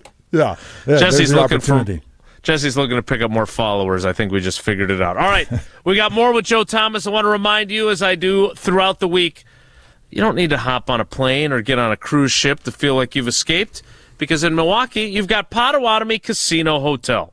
Start with the stay. Biggest hotel rooms in Milwaukee, nearly 500 beautifully designed rooms and luxury suites that are perfect for a weekend reset, a date night, or celebrating something big. And you're just steps away from everything that's happening inside. And if you're hungry, you've got lots of options. Premium steaks at Dream Dance Steakhouse, pizza, burritos, quick bites at the Marketplace, Rockin' Brews for that high-energy vibe, and I love the salmon there. Canal Street Cafe, Ruyi Asian Kitchen, Cream City Coffee Company, all kinds of drink and food specials happening all the time. And if you're planning a wedding, a birthday, or an anniversary, they've got the event spaces that are going to make it unforgettable. So sophisticated relaxation, incredible flavor, and a full night out all in one place. It's Potawatomi Casino Hotel. More with Joe Thomas, our cousin sub of the day, next. It's Wilde and Tausch. This is Wilde and Tausch, driven by Zimbrick Chevrolet in Sun Prairie on 100.5 ESPN. See their full inventory at ZimbrickChevrolet.com. Since 1956, Holman Lindsay Paints has been making paint in Wisconsin for Wisconsin. Because of their commitment to making great paint for Wisconsinites, Holman Lindsay has grown over the years to 27 locations in this great state. Headquartered in Sun Prairie with a state-of-the-art facility, Holman Lindsay has the paints you need to make your job better. From do-it-yourself to professional, Holman Lindsay has paint for everyone. Visit one of their local locations today in Madison, Sun Prairie, Middleton, and Janesville. To those who've ever dreamt of their perfect event, those dreams are worthy and they are possible. Hi, it's Jeffrey from Celebrations Entertainment. With hard work, passion, and great music, we will make your event dreams a reality. Every event is a labor of love with one-on-one planning, customization, and flawless execution. Bringing your event to life is what we do. For a fun, memorable event, visit celebrationsentertainment.com. That's celebrationsentertainment.com. Prizes, flyaways, even cash money. You want it? We've got it. Find a list of all contests and official rules by visiting ESPNWisconsinContests.com. That's ESPNWisconsinContests.com. $2.3 million. A recent Schwab survey of Americans says that it takes $2.3 million to be wealthy. But you may have had your financial plans set on a bigger or a more humble number. But if you're looking for added insights on how to get there or how to avoid some tax pitfalls on the way, Annex Wealth Management is ready to listen. Mark Tauscher here, and whether your situation is complex or simple, the Annex Wealth Management team can give you wealth expertise and guidance on reaching your goals. Annex Wealth Management. Know the difference. Sports are changing. Faster, stronger, smarter. So should your beer. Flight by Yuengling, the next generation of light beer. 2.6 carbs, 95 calories, crisp and refreshing, no extra baggage, built for people who go hard. Still drinking the same old light beer? You're stuck. Flight is changing the game. Level up. Flight by Yuengling, the next generation of light beer. Wisconsin, are you keeping up? DJ Yuengling & Son, Pottsville, PA. Enjoy responsibly. Brew Crew Tuesdays are back on March 31st. Churio sends it deep to left, and there she goes! Catch the Brewers on local TV as they battle the Tampa Bay Rays. And Yelich launches one deep right center field. Forget about it. Oh my goodness, third deck. This edition of Brew Crew Tuesdays is presented by Delta Dental of Wisconsin. Tune in March 31st at 6:40 on Fox 6 in Milwaukee or check your local listings to watch the game. Buying a new vehicle should be exciting, and that's what Simden Chevy in Mount Horeb aims to do. That's why they vow to give you the better buying experience. Jim Rutledge here. I've had 3 better buying experiences at Simden Chevy in Mount Horeb, and I keep on going back because the experience and the Chevy is fantastic. So if you're looking for a buying experience you're going to want to repeat anytime you need a new or new-to-you vehicle, I recommend you make the short drive out to Simden Chevy in Mount Horeb, because you're only minutes away from a better buying experience at Simden Chevy in Mount Horeb. Turn your dream kitchen into a reality with the IKEA Dream Kitchen event. Now through April 21st, IKEA family members save 10% when they spend $3,000 or more on section kitchen cabinets and eligible appliances and countertops. That's modern style, smart storage, and everyday functionality designed your way. Plus, section cabinets come with a 25-year limited warranty. Not sure where to start? IKEA's expert kitchen planners are here to guide you every step of the way. Your dream kitchen is closer than you think. So visit IKEA Oak Creek or IKEA.us today. Join the Madison Money Guy, Christian Finfrock, for Retirement Income Strategies, Saturday and Sunday mornings at 7. Get the information you need as you plan for retirement. That's Retirement Income Strategies, Saturday and Sunday mornings at 7. Investment advisory services offer the Retirement Income Strategies, an SEC-registered investment advisor.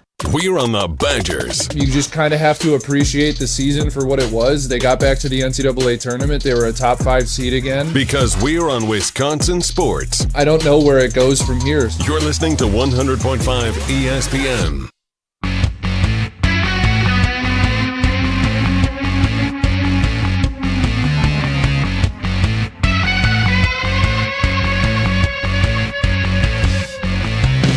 just me? Because sometimes I have a short memory. Did I never get an answer on the short arms thing from you? That is correct. Because I deviated and fell into a beautiful sonnet about my love for Kyle Shanahan and the system that they run. But I think it's great that we get back to that because Jordan Morgan is pilloried because he's got the dreaded short arm disease, just like I had, just like Will Campbell has, just Brian like many other got that as well. Many other successful and non-successful offensive linemen. And I feel like it is the lazy approach to grading offensive linemen. Yes, you can find metrics that prove or disprove any theory that you have in the NFL when it comes to the draft. But when you actually break down offensive line technique, I don't see anybody out there standing like a boxer, reaching their arms straight out with their fingers extended and poking guys in the chest to block them, which is how they measure how long your arms are. They include the length of your hand and your middle finger. So if I have extremely short arms but very, very long hands and fingers, they're going to think I have normal size arms. But even if you did stand there like a boxer and punch like an offensive lineman with the palm of your hand, that's still not how you block.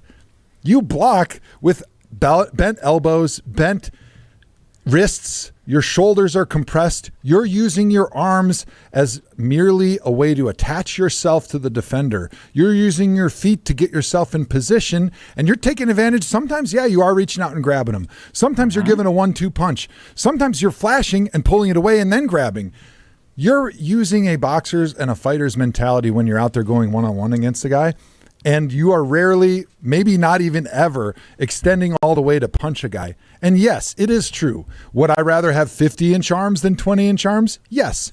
But the small microscopic difference that we say this guy's arms are too short at 31 inches and they're perfect at 32 and a half or 33 inches is so small, the margin of error doesn't even account for what could be or what isn't a metric that matters whatsoever in actually being able to block somebody. And if you watch, go to my Instagram, Joe Thomas 73. You probably have to scroll down through a lot of surfing highlights and fishing highlights with the family and farming stuff with Hall of Fame Farms. But you'll get down to a breakdown I did after the Super Bowl, albeit too far after the game because I was a little busy to break down film right away. But we talked about Will Campbell, who had a terrible game in the Super Bowl. Right. And, of course, he was coming out of the draft.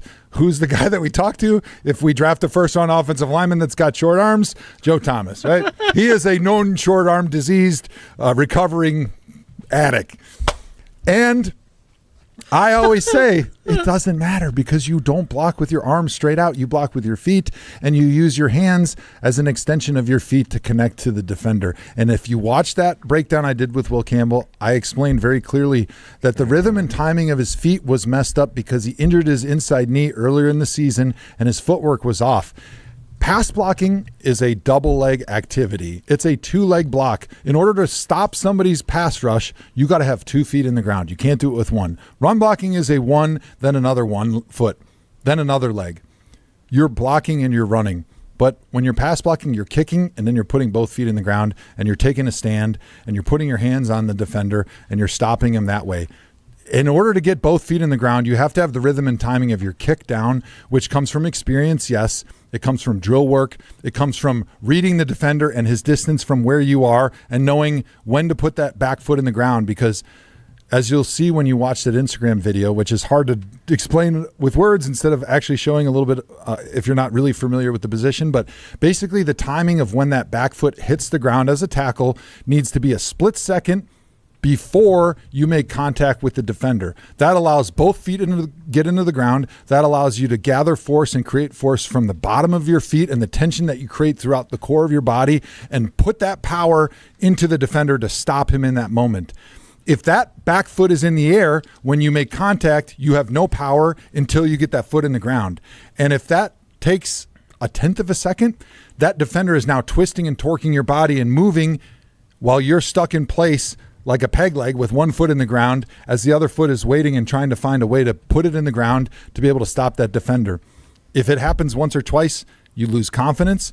You lose the technique that you have hopefully been able to fall back on. But when you're a young player like Will Campbell, when you're a young player like Jordan Morgan, you don't have a lot of experience. It even happened to me playing the Atlanta Falcons. I was probably in my third or fourth year, and going against John Abraham, we had a quarterback, Seneca Wallace, who didn't know where he was supposed to be.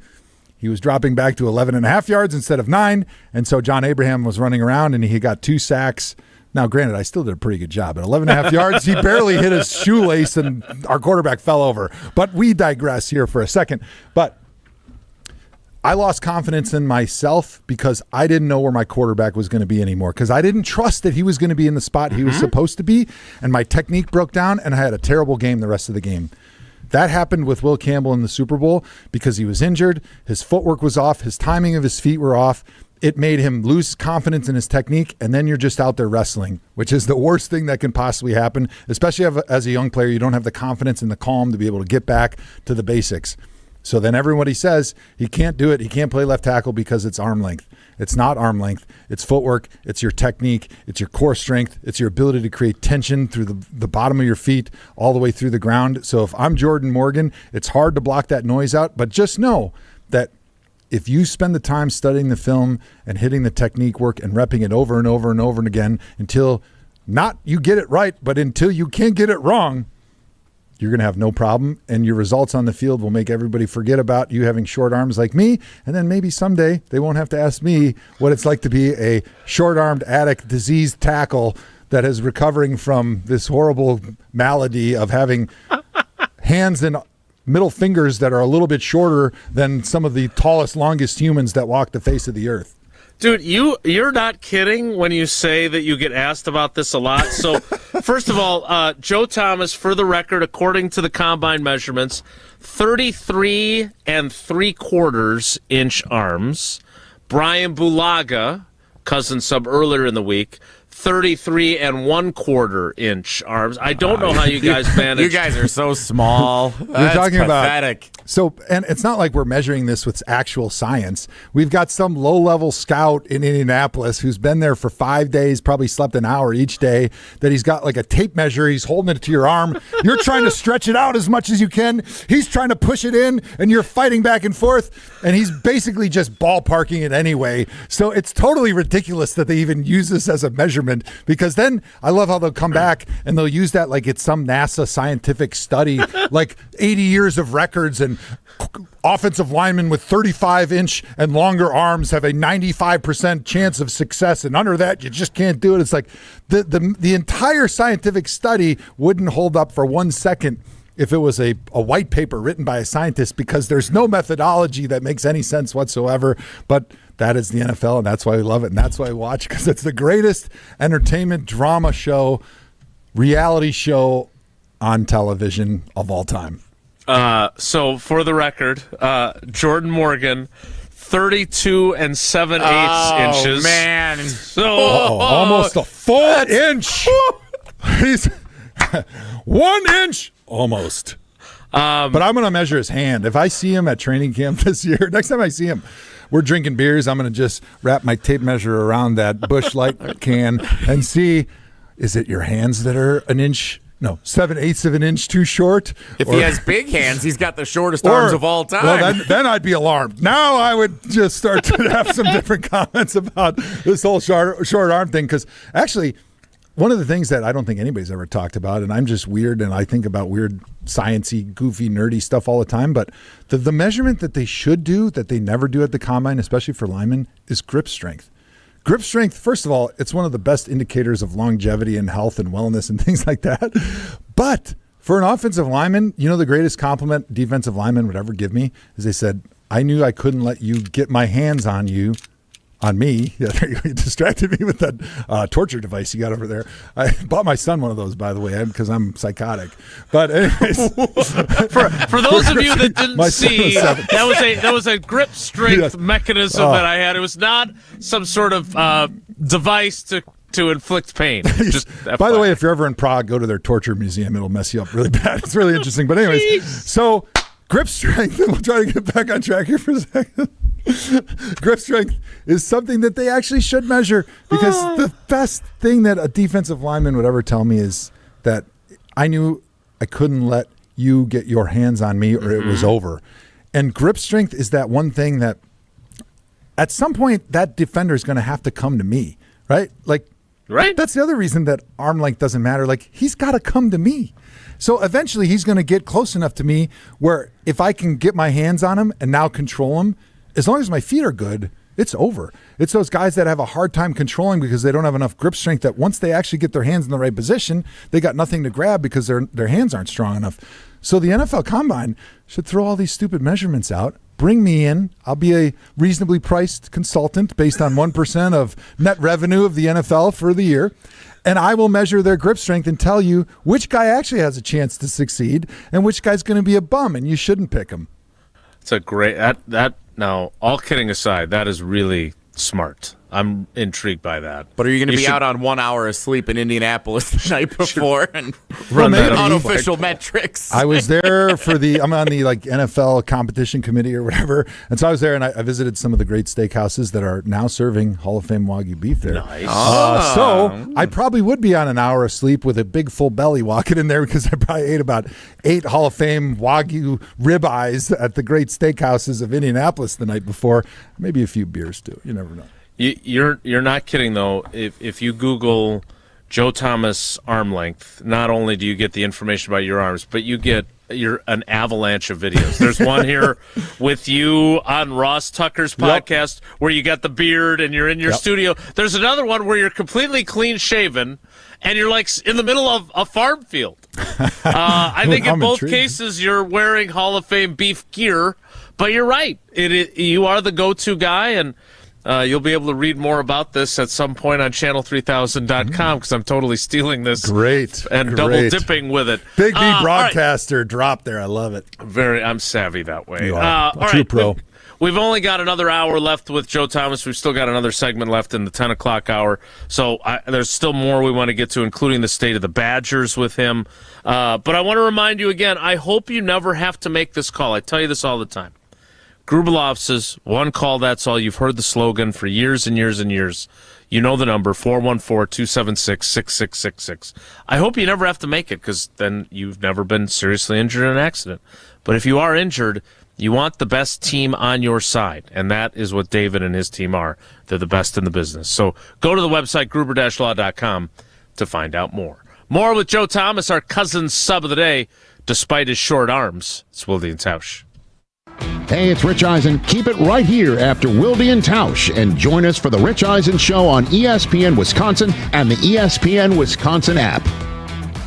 Hey, it's Jesse Nelson, and it is Free Food Friday on ESPN Madison, brought to you by Pizza Hut, which means right now is your chance to win your own Free Food Friday. Pizza and wings coming your way.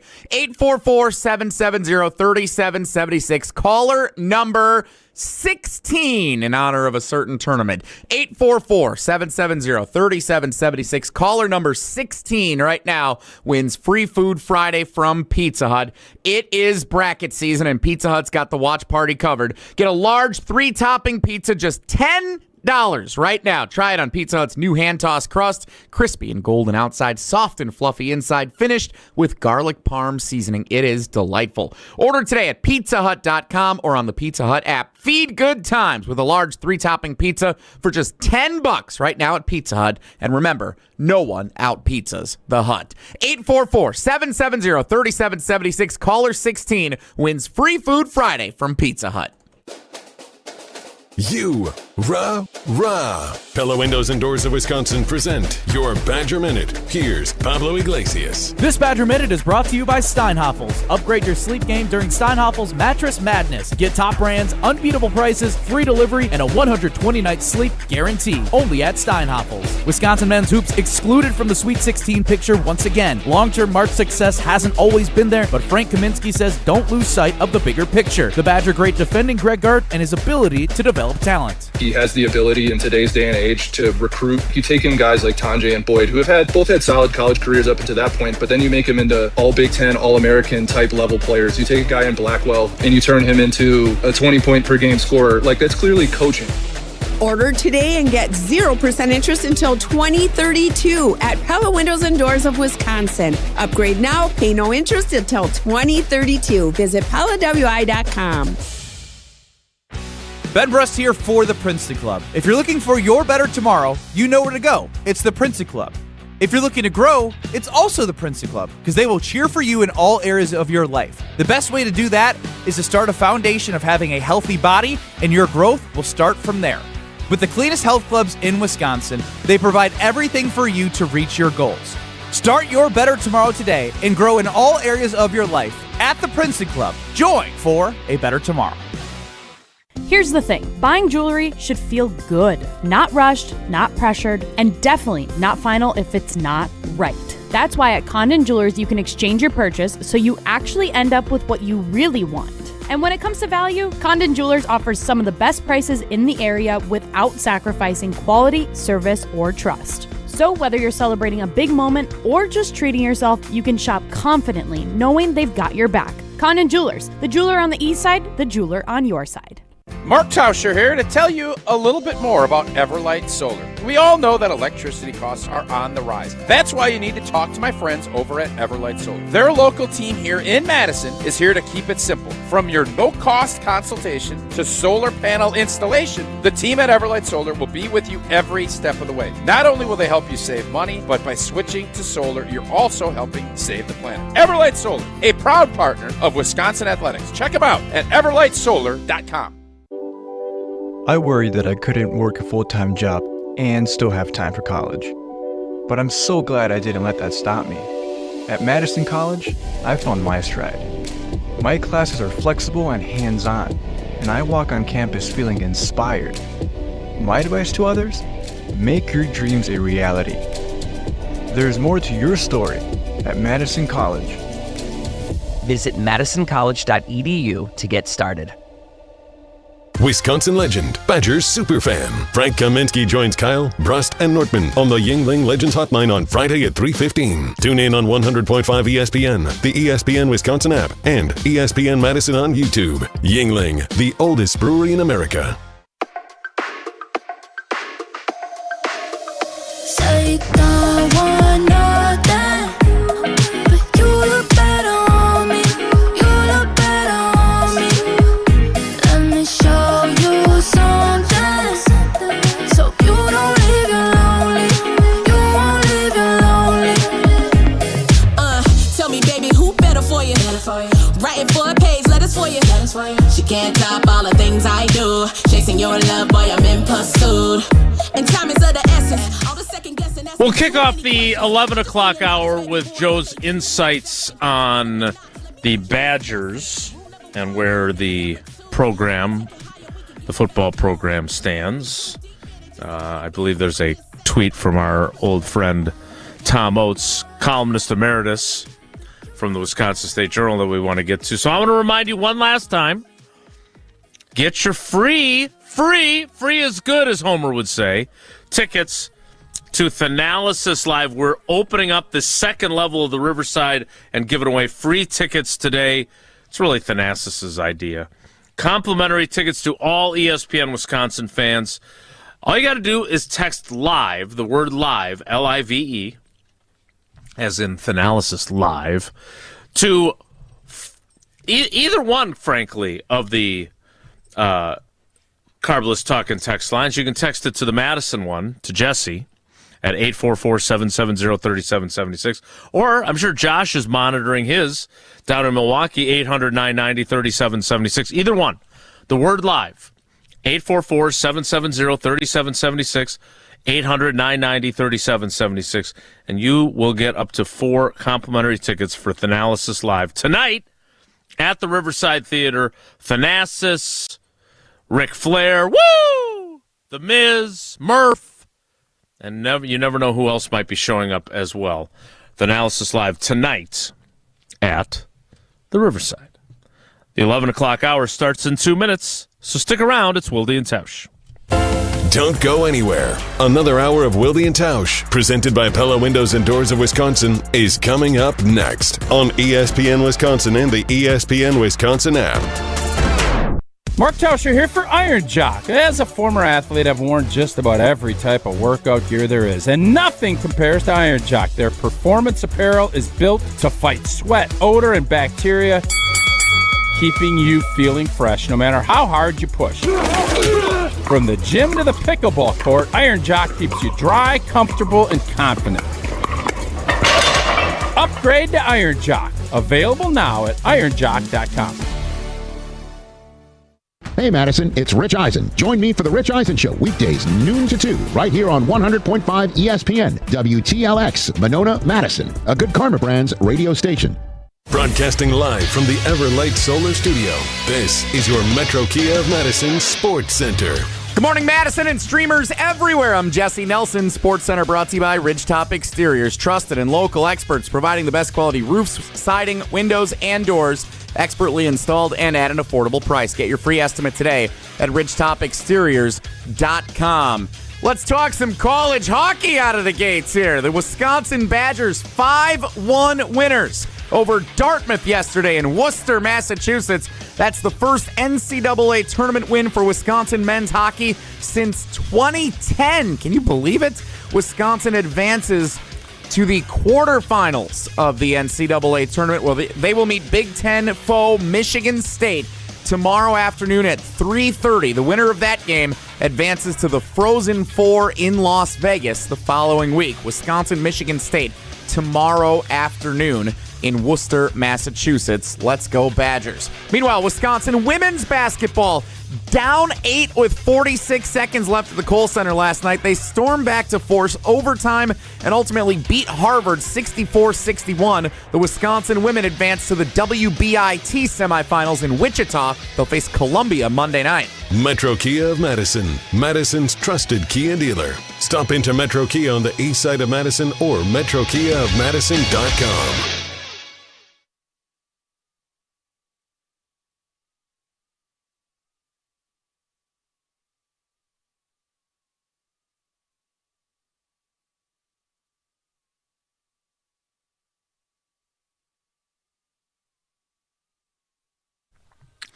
The 11 o'clock hour of Wilde and Tausch with Joe Thomas as our cousin sub of the day. Cousin subs, we believe in better. Starts now. He still has his Hall of Fame beef hat on, but we're going to change his figurative hats from NFL analyst to Badger alum, Wisconsin Athletic Hall of Famer, part of the NIL underpinnings of the athletic department, all those things, and just somebody who cares deeply about Badger football. Joe, I would say that when it comes to the pantheon of lame rallying cries, Close the Gap is up there. It does not inspire me to great heights and excitement, but it is what they are trying to do, and once you close the gap, then you can aim higher. I'm curious, our friend Tom Oates has been banging a drum about it, doing a better job of recruiting in-state players. You are certainly an example of great in-state players who went on to incredible success. Where do you look when you look at the Wisconsin football program? I saw a video yesterday of the new Kellner facility that they're building. They're in process, and there's a couple of offensive linemen, I think they look like offensive linemen, touring the facility as it's being built. That looks beautiful. The hopes are for a much more productive and more victory-filled season in 2026. Where do you feel like things are trending, and how are you feeling about the state of Wisconsin football? Well, as an eternal optimist, and somebody that wants to bring fun back to Saturdays in the fall, I'm feeling pretty good about where we are right now. And I realize the state of college football has changed so much that I'm not even really sure how I'm supposed to feel about things when things happen, because it changes so fast. It's like AI, which my wife banned me from talking about because it's blown my mind so much I can barely fall asleep at night. But I feel like that's where the NIL transfer portal college sports are right now. Yeah, she is way better looking, smarter, and all of the things that are good, better than me. And so it's really hard for me to look at this roster and the overhaul that they've done, which what they've done, I'm really excited about. I think one of the biggest things that I was critical of the program and of Coach Fickell and of the direction that they took once he came here was they forgot about how Barry Alvarez built the program, which is through the guys that are in Wisconsin. Because if you got a guy who's from Wisconsin and he's just as good as a guy from Texas or Florida or wherever else, when things get hard and you grew up and you wore a Badger jersey, you wore a Brooks Bollinger, a Ron Dane jersey. You wore those jerseys as a kid. You bled red. You went to the games on Saturday in Camp Randall. Your parents maybe went to Wisconsin. Your family is all fans. Your friends are fans. It's going to mean a little bit more when it's 3rd and long and it's hot. It's Saturday in Camp Randall. It's 96 degrees. The turf is 115. You're playing against Ohio State. Everything's on the line. It's a little bit easier to cut and run or take the easy road when you're not a local kid. You're not a kid that grew up and knows that, hey, there's a lot of pressure because if I mess up right now, and this is how my twisted brain thinks, all my friends and family back home are going to be extra pissed because they're watching and they care more than just about me. They care about this program. So I better get my stuff right because I'm going to be either a hero or a goat when I go home and I go to Thanksgiving dinner this year. And so it's important to me. I'm willing to put in more than the next guy because this is my life. This is my identity. This is everything I've ever dreamed of. And so I think they lost sight of that a little bit by trying to recruit maybe the top-rated guys in the country, which it's hard to argue, like, hey, you feel like the program takes another step in the direction you want to take, which I think is why Chris McIntosh said he went out after firing Paul Chryst and hired Luke Fickell, who was the hottest coach in college football at the time, was because, hey, he can now access those recruits that maybe Wisconsin football didn't have access to before. So it's hard for me to blame completely on that route that they had taken, that strategy. But I think the biggest mistake that they did make is not remembering that the core of the program is always going to be built with kids that grew up wearing Badger red. Well, you and Oates are on the same page on that. So are these encouraging signs to you for that aspect? Yeah. So I guess there's I didn't other really exciting say things that going they are on. doing that now. Yes, of course. So I think they flipped the roster. What is it, like 50% of the guys are going to be new? It's crazy. I mean, but that's the state of college football. So it's like, are you going to be a good team? Well, I don't know. We got this quarterback who was pretty good, but he wasn't here last year. We got a running back. He was pretty good. Well, he wasn't here last year. We got all these old linemen. They were good somewhere else. Are they going to be able to come here and gel and play at that same level? Maybe the competition's a little bit harder in the Big Ten because, hey, all of a sudden the Big Ten is far and away the best conference in college football because, look at that. As soon as everybody can pay their players, the Big Ten teams do have an advantage over these SEC teams because now we're finally playing by the same rules. So I understand that there's a lot of unknowns, but the fact that, I was really lucky I was able to be involved with some of the recruiting with the transfer portal guys and being around them. Of course, everybody wants that Hall of Fame Wagyu when they come to town, and so we make sure that we put the best stuff on planet Earth in front of these guys. And sure enough, we got a lot of those guys to commit in that moment, and Coach Fickell had said pretty much everybody that they really wanted, that they were recruiting out of the transfer portal, they were able to get. So that's encouraging. And now you see the guys that are being recruited hard that are from this state. They're not losing some of those key recruits that are Badger fans that grew up here, that are the core always of this program. If we want to have that sustained success, that depth that you got to have. So I feel like they're making the right moves on paper, but it's still a sport that is really hard for me to understand and be able to predict with any level of success or failure if we're going to be any good. But I guess the last thing I'll say is, can we just have a quarterback that stays healthy for more than a few games? No doubt. At least give ourselves a chance to properly evaluate the quarterback, evaluate the coach, and evaluate the job that they're doing. Because as much as the NFL relies on having a great quarterback, if you're playing with your 3rd and 4th string freshman quarterbacks that were playing against high school kids last year, I mean, really, how do you measure the job that somebody's doing when the most important player on your field was just shaving maybe last year and winning his JV letter a couple years ago? When you look at the challenges here, right? I mean, we talk about nowadays. And I will admit I hate it. I do, because I'm old school, And, this kid from Brookfield who builds his career and, plays on defense briefly, which that might have been misguided. That was pretty good. I'm gonna lie. I like to pretend that I was a pretty good defensive lineman for a couple games in college, although I did get myself hurt. But like you're the epitome of that, right? Like Jim Leonard and Tausch are the epitome of that. Like all those guys, Joe Panos, like, I can go up and down the list, whether they were highly sought after blue chip recruits or walk-ons who made their way. Like that was the allure of Wisconsin football, at least during my time. Remember, I'm old enough. I was a freshman the same year that Barry Alvarez was a first-year head coach. That was tough. 1-10. Big win over Ball State, though. Cups being flown back and forth between O and P and getting hit in the face with a plastic cup was always fun.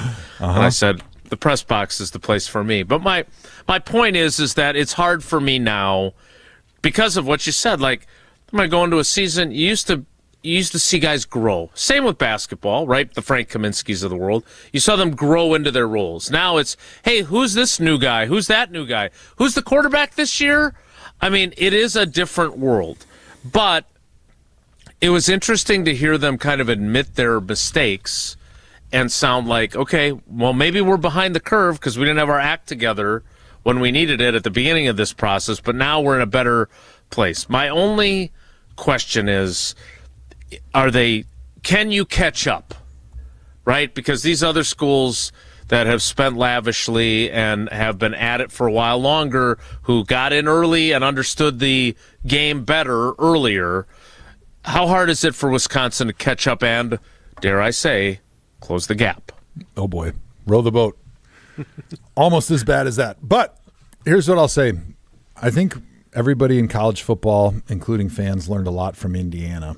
And I am all for players making fair wages for the value that they're bringing to the organization, to the university, to the revenue that they're putting into the pockets of all the people involved with football, basketball, with the athletic department. However, there's been no structure to it. And the number one thing that they need to do is make it contractual like the NFL, so we can actually get a chance to know these players. We can get a chance to love them.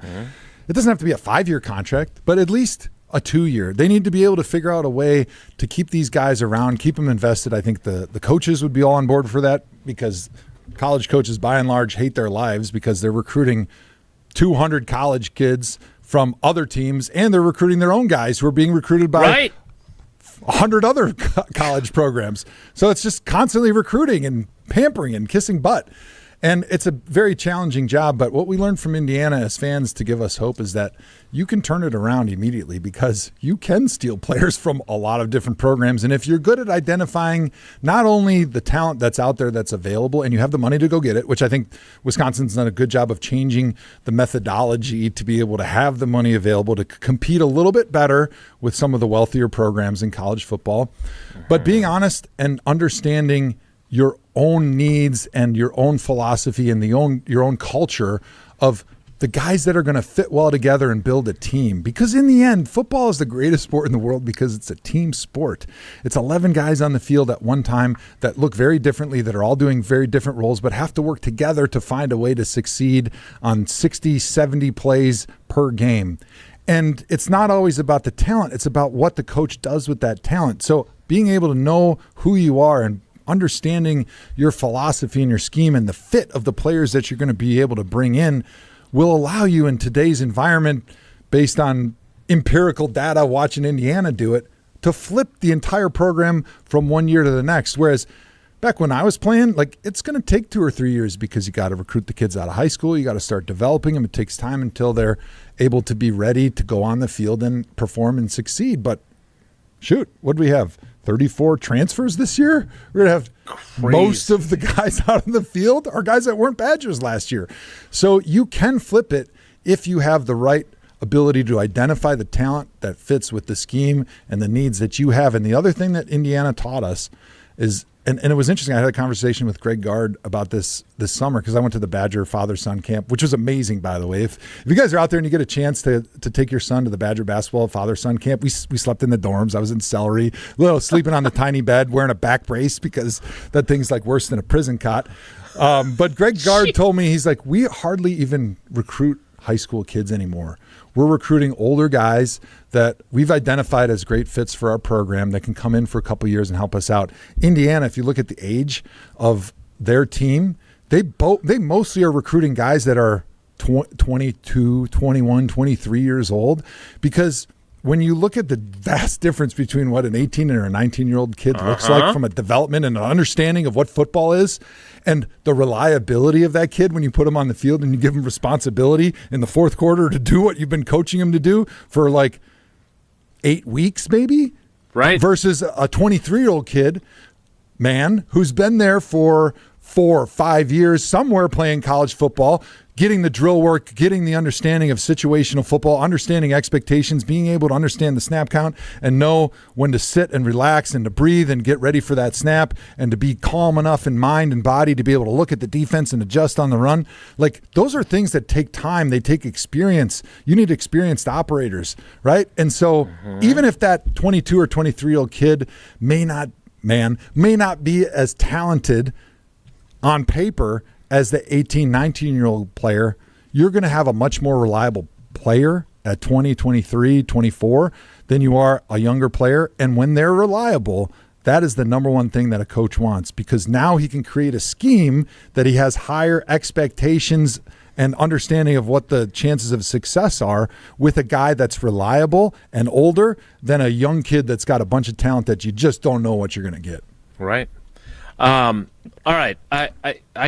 I would love to talk about this some more, but you have other things to do, and we're going to run out of show. I'm very eager to see how this season plays out. Schedule not quite as daunting. I mean, no one here, even if I'm not a quote-unquote fan, no one wants to see Badger football not at a high level. You know what I don't want, Wilde? I don't want to have my Saturdays back where I'm out doing yard work. I'm raking leaves. I'm running around in the backyard, closing things up, picking weeds. Because you know what? When Badger football was fun, I was locked in. I was going to the game from 8 a.m. in the morning. I was watching, even if I didn't go, I was watching College Game Day. I was excited. I was anticipating the awesomeness that was going to happen. The chance of us knocking off Ohio State and Michigan and continuing our run maybe to a Big Ten championship. And that's all I want. I just want fun back on Saturdays. Yeah, I don't want to have to do yard work on Saturdays. No more emails. And I want games that they win regularly, so we're not seeing them rush the field after every win. But that's another subject for another day as well. Jesse, we need to play trivia. What's our category today, and what caller would you like? Well, we actually followed a show sheet for a change, so this is well timed. Following that Badgers discussion, it is Badgers Trivia Friday. You may recall Brian Bulaga was here Tuesday. He was. Iowa Trivia Tuesday, which is normally when we do the Badgers Trivia. So Badgers Trivia now here on Friday with Joe as our cousin sub of the day. All right, well, we close the gap with caller 14. Caller 14, 844-770-3776, 844-770-3776. I'm going to go on to hallofamemeats.com and try and locate a coupon code so I can order some more American Wagyu beef sticks. You got a code there? Yeah, the code is put everything you can find in your cart and check out, and Wilde will pay. Just give him your credit card code. My 3-digit code. Yeah, just put that 3-digit on just there. We'll fill in the rest. 16 digits and one little CVV. That's what my son tries to play with me with roadblocks. Hey, Dad, just what's that credit card code again? I'm like, sorry, excuse me, I don't think you need a credit card, buddy. Well, roadblocks. 10,363. Caller 14 right now, 844-770-3776. Plays trivia next. It's Wilde and Tausch. This is Wilde and Tausch, presented by Pella Windows and Doors of Wisconsin. Call Gina Della from Pella today, 855-PELLA-WI, and online at PellaWI.com/radio. Ben Brust here for the Princeton Club. If you're looking for your better tomorrow, you know where to go. It's the Princeton Club. If you're looking to grow, it's also the Princeton Club, because they will cheer for you in all areas of your life. The best way to do that is to start a foundation of having a healthy body, and your growth will start from there. With the cleanest health clubs in Wisconsin, they provide everything for you to reach your goals. Start your better tomorrow today and grow in all areas of your life at the Princeton Club. Join for a better tomorrow. Talk about stepping up. Bang! Bang!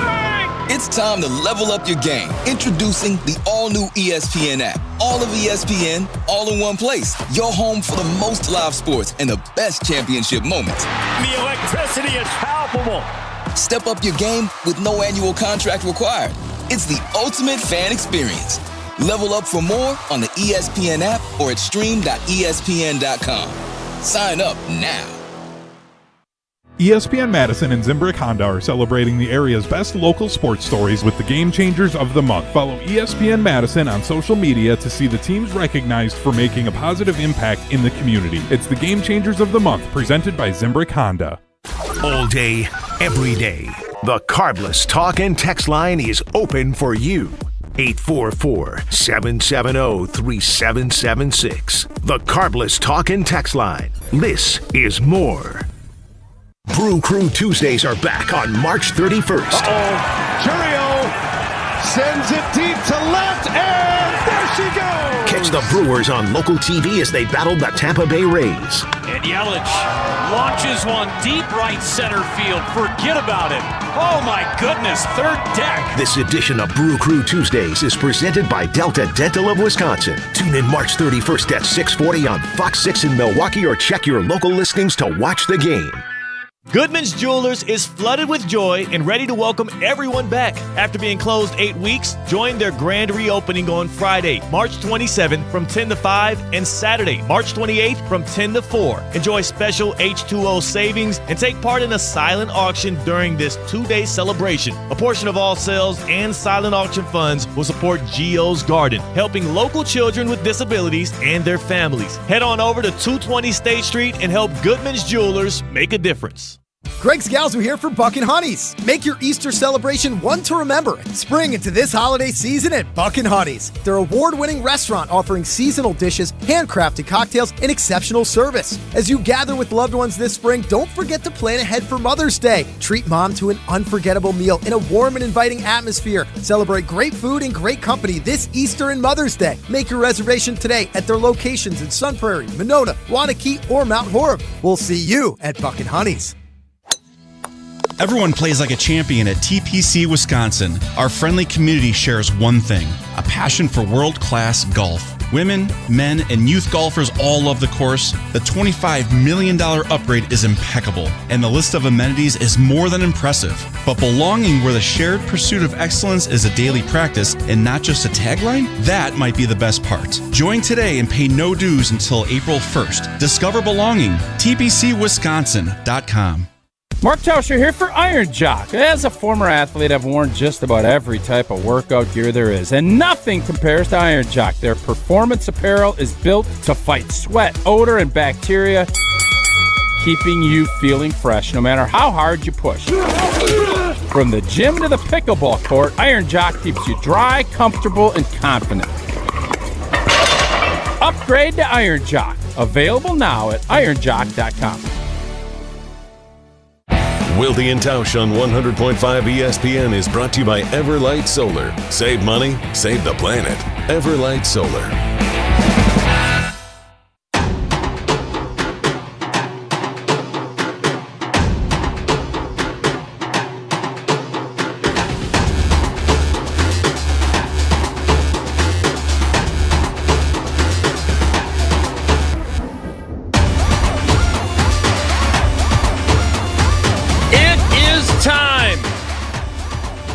For trivia presented by Iron Jock and Cousin Subs. Wilde and Tausch Trivia is brought to you by Iron Jock, performance apparel that actually performs. No stink, just performance, and proudly Wisconsin built. Shop now at ironjock.com. And by Cousin Subs. It's lobster season at Cousin Subs. Their lobster salad sub is fresh, flavorful, and only here for a limited time. Try it today. It is time for Badgers Trivia Friday. So, Jesse, are we going to have Joe play along? Joe looks a little occupied right now. He's enjoying himself a nice little snack. I can eat and talk at the same time. Don't worry. It's Yeah, too you sound delicious great, to really. wait. Gotta watch out for the jerky. I can confirm he did bring enough for the rest of the class, so it's okay if he wants to enjoy some right now. We'll allow it. I wasn't lying. I am on the website. I love the beef sticks. I'm on the case for those. Let's welcome in our contestant. I can assure you that we have not negotiated Hall of Fame beef or Hall of Fame meats to be included in the prize pack. So Bill in New Berlin, you'll win some great prizes if you're drawn in the drawing after you're done. But let's see how many questions you can get right. Bill, good morning. How are you? Morning. I'm doing well. How are you guys? We are great. I'm sorry you missed Tausch, but well, we get used to that around here. All right, question 1 is this. Which Big Ten opponent did Wisconsin women's hockey defeat in their 4th straight meeting in the national championship to win the 9th NCAA Women's Hockey National Championship in Badgers history? Did they beat Ohio State, Minnesota, or Brookfield Central? Last I checked, I don't think Brookfield Central is in the Big Ten, but I'll go with Ohio State. You would be correct. Well done. 1 for 1. All right, question 2. Staying on the hockey angle, and if you heard Jesse's Sports Center, you know this. Wisconsin men's hockey won its first NCAA tournament game since 2010 last night. And now advances to play Michigan State on Saturday afternoon with a trip to the Frozen Four in Las Vegas. That seems like an odd combination. Frozen Four in Las Vegas. I think we should probably go cover that one if they make it next week. No doubt. Yeah, seems like something we should be there for. Wilde and Tausch live from the Frozen Four. I've covered a few of those. Which team did Wisconsin defeat, Bill, last night in the NCAA tournament? Was it Harvard, Providence, or Dartmouth?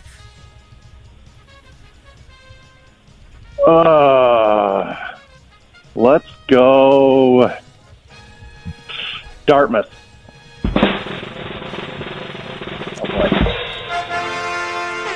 Well done. 2 for 2. Ooh. You did not sound confident, but you got it right. Jesse, how'd you grade my Boston accent? It wasn't bad. Of course, last night Wisconsin played Dartmouth in the NCAA men's hockey tournament, while the Wisconsin women's basketball team played Harvard at the Kohl Center in the WBIT quarterfinals, which is going to be the subject of question 3 coming up here. All right, better than your Aussie accent. Yes, it is. That's a low bar. Question 3, Bill, is this. It's Joe Thomas telling me that. Wisconsin women's basketball's historic postseason run in the Women's Basketball Invitational Tournament continues. The Badgers were down 8 with 46 seconds left, but then won in overtime last night against Harvard. Wisconsin now advances to the WBIT semifinals, which are played at which of these neutral site locations? Championship is also played there, to my knowledge. No, they're going to move that. The Final Four of the WBIT. Do they play those games in Tallahassee, Florida, Wichita, Kansas, or Frankfort, Kentucky?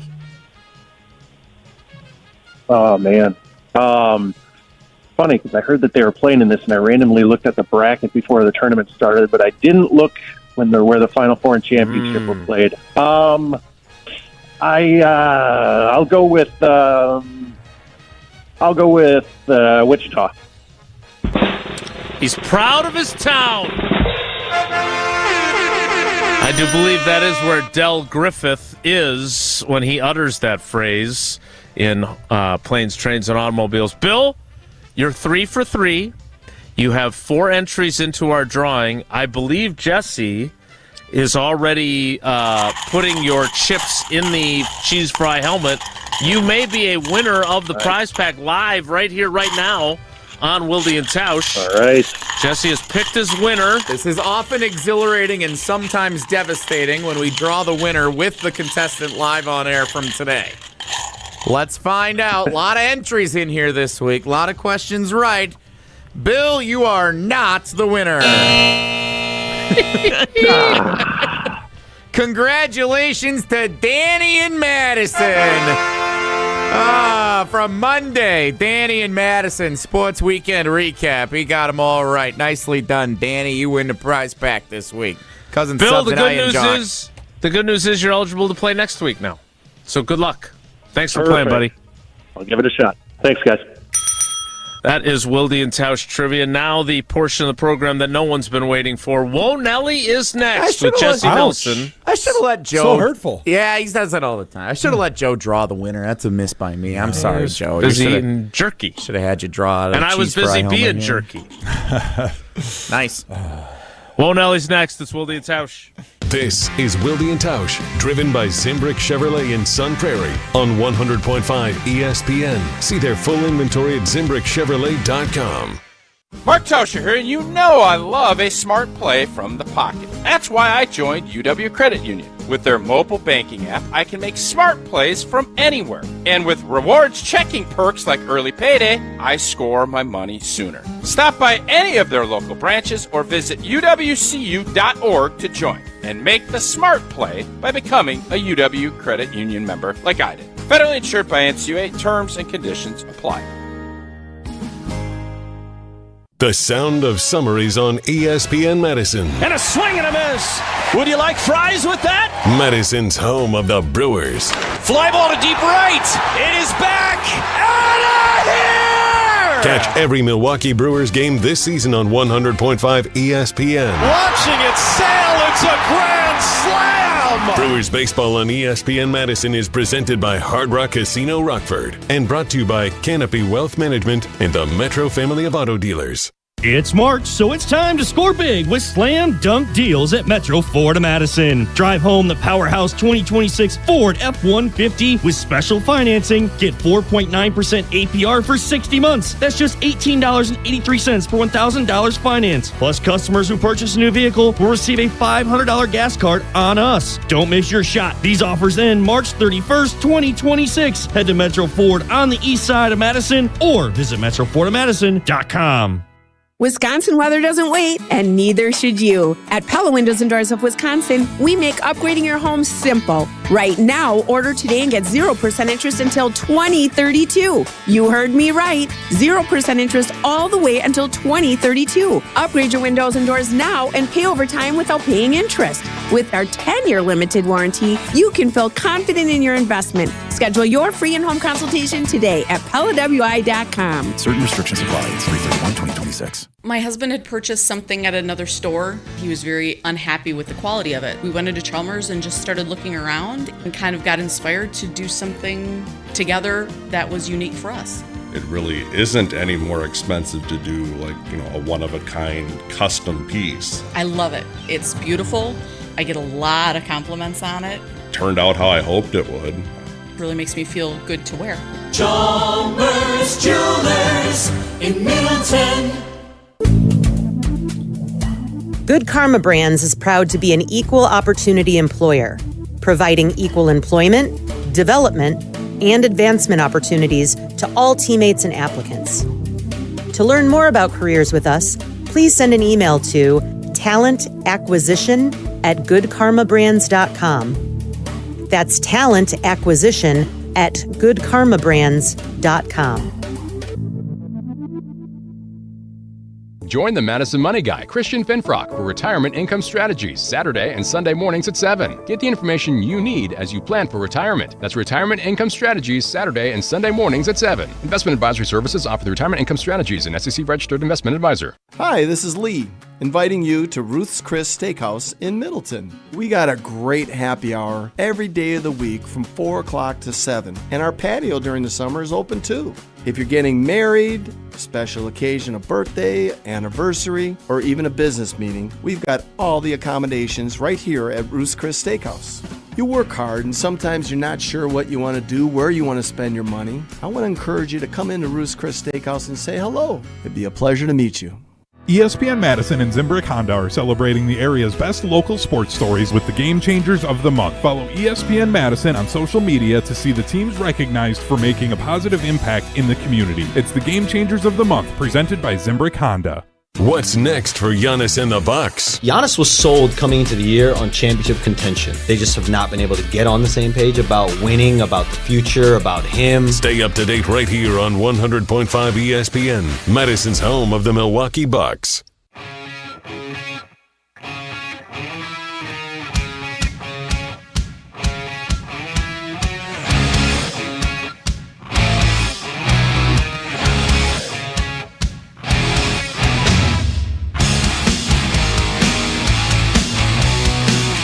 Before we get to Whoa Nelly, I got a note from our friend Dan in Brothertown, and his son Rick's connection to you. You were both close friends with the late Luke Holman. He says Rick was his best friend on the basketball team at UW La Crosse. So I know you have been incredibly supportive of that endeavor after you lost your close friend, and so has Rick. So I always, when you're on, I do always think of him at least once during the course of the show, and it was nice of Dan to send this note along about Rick's friendship with him too, because I say this, everyone knows what a good dude you are, but what you have done in the aftermath of losing him is another example of why. And I've always had a ton of respect for you for that, and I know it means a lot to Rick and Dan as well. All right, on that, we shift gears to Whoa Nelly and Jesse. If the topic is good, the guys discuss. Just the other morning I had breakfast at Tracy Rocker's house. His mama brought out 15 flapjacks. He said, Mama, take back 5 of them flapjacks. I gotta stay hungry for the Crimson Tide. But if it's not, the show must go on. It's time for Whoa Nelly on Wilde and Tausch. We did have somebody in the YouTube comments for the live video stream a little earlier in the show ask, did we talk about the opener in Australia yet and the return of Wednesday night football to kick off the season? I did have that plan to bring up here, so why don't we do it now? The Seattle Seahawks will host the first game of the season and raise their Super Bowl championship banner on a Wednesday night, because then the next night, the 49ers and the Rams will play a divisional game to kick off the season in Australia with a 10:35 a.m. Australia time kick, which equates to 7:35 Central Time in the United States. Is this the point where we are starting to jump the shark on international NFL games? Joe Thomas, Mr. International NFL. He's what do they call who's the rapper that is Mr. Worldwide? Mr. Worldwide. Is that you? Pitbull. I am Are you Mr. Pitbull? Worldwide. Yeah. I'm the Meat King. What else? Meat Santa. The International Meat Man Santa. of Mystery, but I think that was Austin Powers potentially.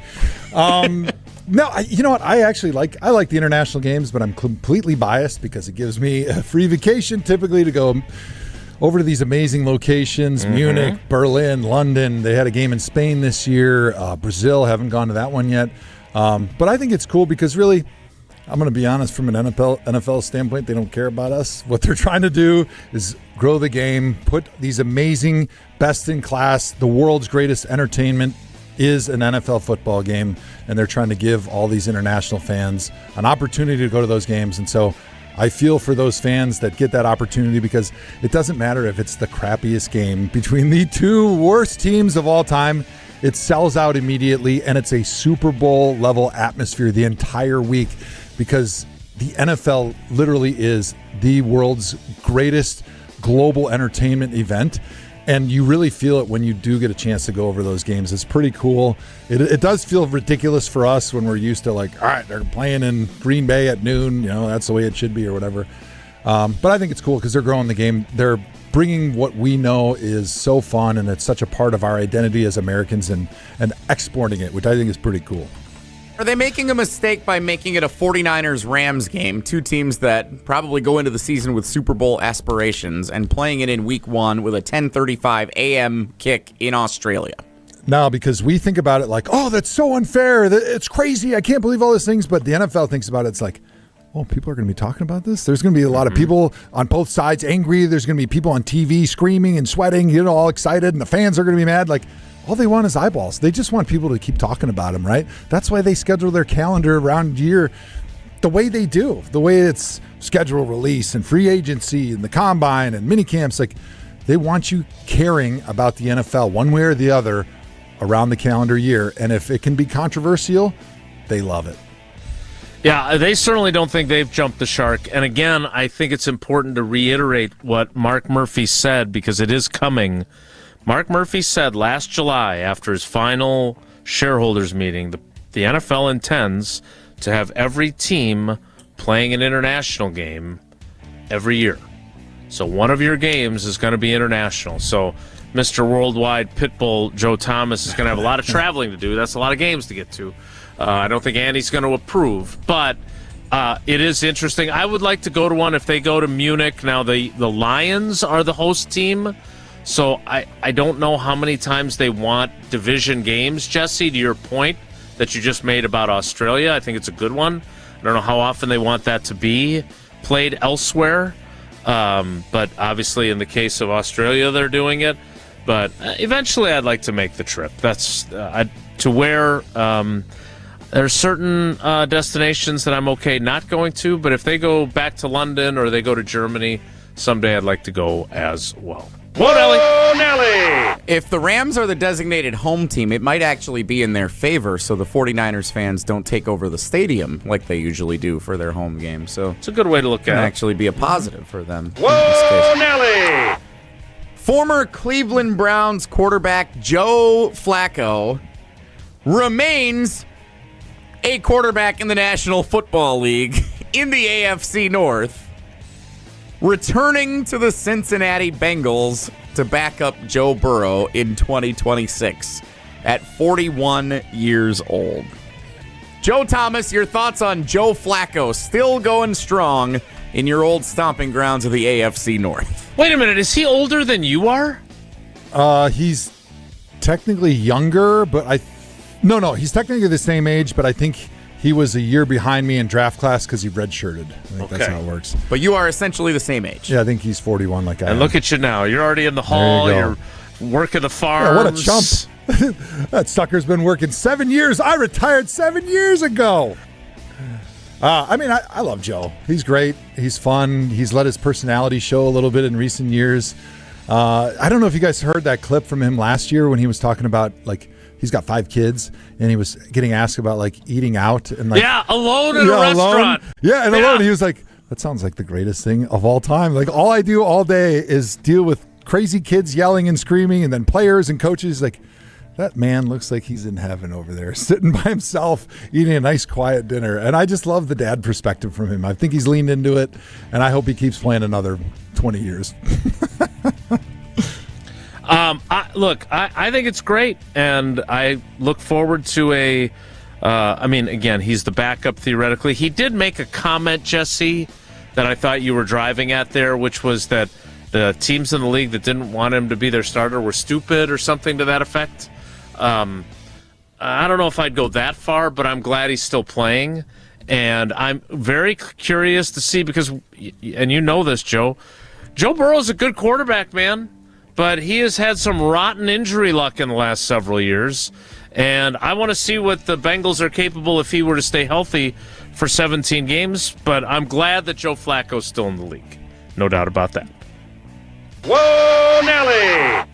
And lastly, we did talk about Wisconsin men's hockey. First NCAA tournament victory in 16 years. Which is hard to believe, but the Badgers beat Dartmouth yesterday. They play Michigan State tomorrow with a trip to the Frozen Four on the line.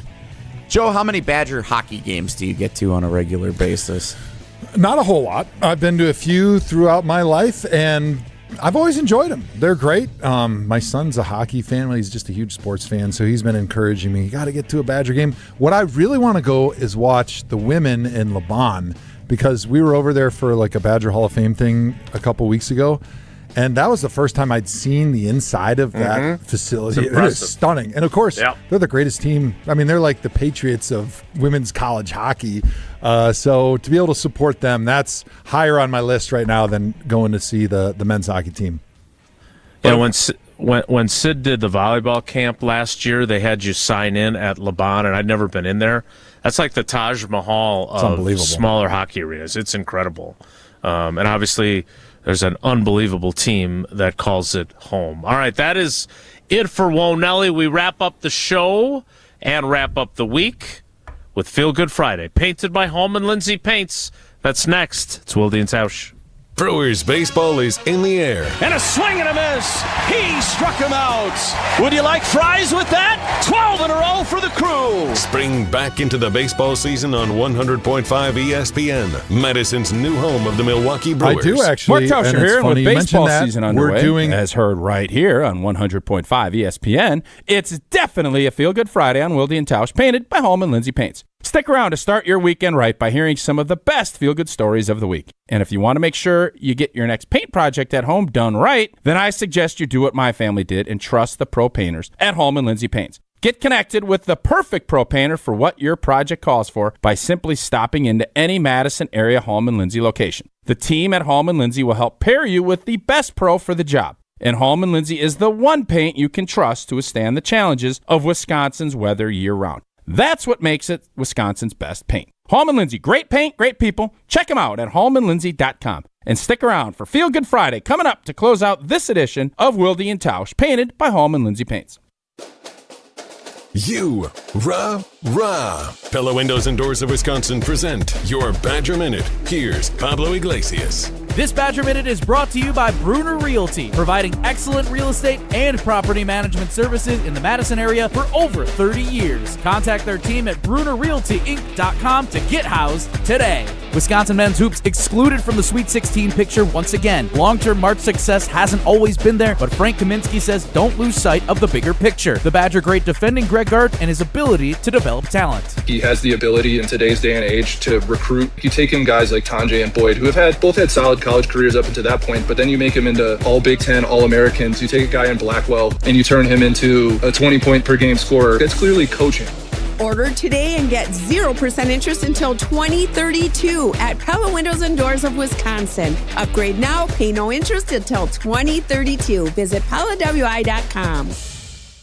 Prizes, flyaways, even cash money. You want it? We've got it. Find a list of all contests and official rules by visiting ESPNWisconsinContests.com. That's ESPNWisconsinContests.com. In 1987, the Bucks took on the world and changed basketball forever. At stake, basketball supremacy in the United States. Bucks versus the World, narrated by Charlie Behrens, is the new season of Behind the Bucks podcast, presented by Gallagher, your trusted insurance broker and HR and benefits consultant. It's the untold story of the 1987 McDonald's Open, when the Bucks became the first NBA team to face the Soviet Union. Listen now on Bucks.com/plus, the Bucks app, the ESPN Wisconsin app, and wherever you get podcasts. Coors Light presents To Chill or Not to Chill. When your friend skips your favorite song on the playlist. End the friendship. Or choose chill because that song lives rent-free in your head anyway. And you planned ahead by bringing Coors Light to the party. And the sound of that ice-cold can cracking open was music to your ears already. Coors Light. Choose chill. Celebrate responsibly. 2024 Coors Brewing Company, Golden, Colorado. It's well known that the boss at the exteriors company is a perfectionist. It's a gift. He not only oversees every job, he inspects each aspect of the operation to get to the root of what your project will actually need to be long-lasting. Call 960 Roof. Oh, he's proud of all the reviews. What can I say? Take a look. The Exteriors Company, built for Wisconsin, backed by expertise. Mark Tauscher here for Pizza Hut. Well, it's bracket season, and Pizza Hut's got the watch parties covered. And right now, get a large 3-topping pizza for just $10. Try it on Pizza Hut's new hand-tossed crust. Crispy and golden outside, soft and fluffy inside, and finished with garlic parm seasoning. Order today at pizzahut.com or on the Pizza Hut app. A large 3-topping pizza for just $10 on Pizza Hut's new hand-tossed crust. Pizza Hut, feed good times, and remember, no one out-pizzas the Hut. You gotta get down on Friday. It's time to finish the week off right. It's Feel Good Friday on Wilde and Tausch, painted by Hallman Lindsay.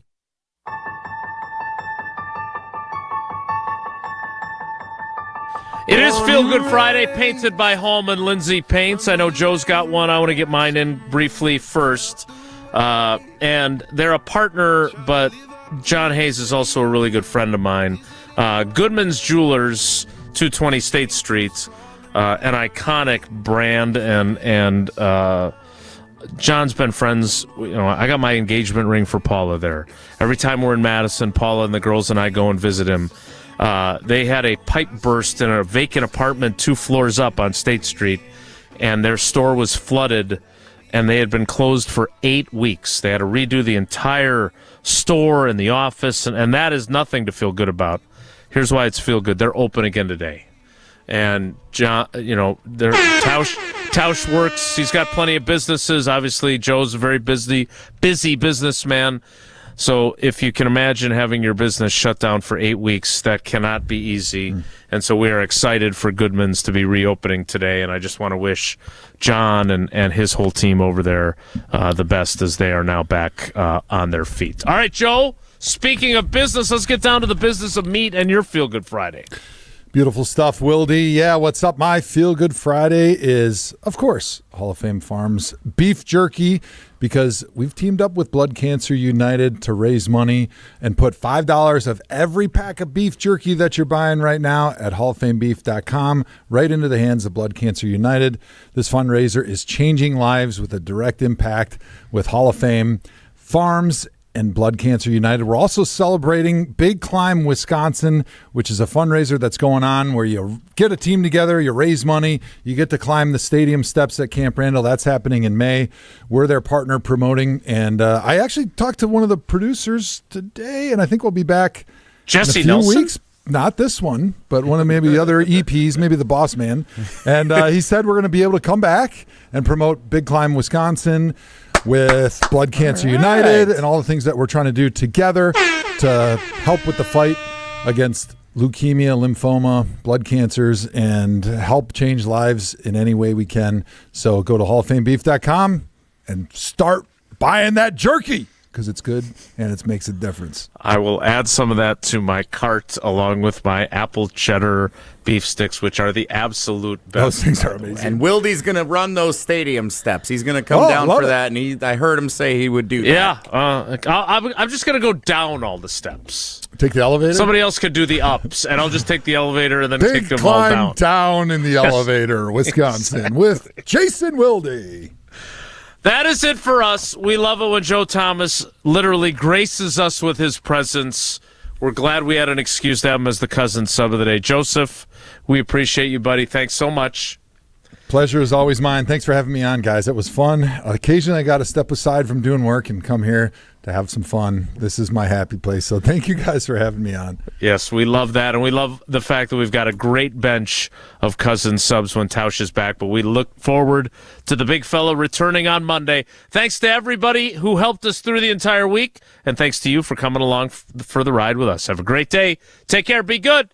Miss any of today's episode of Wilde and Tausch, presented by Pella Windows and Doors of Wisconsin? Commercial-free full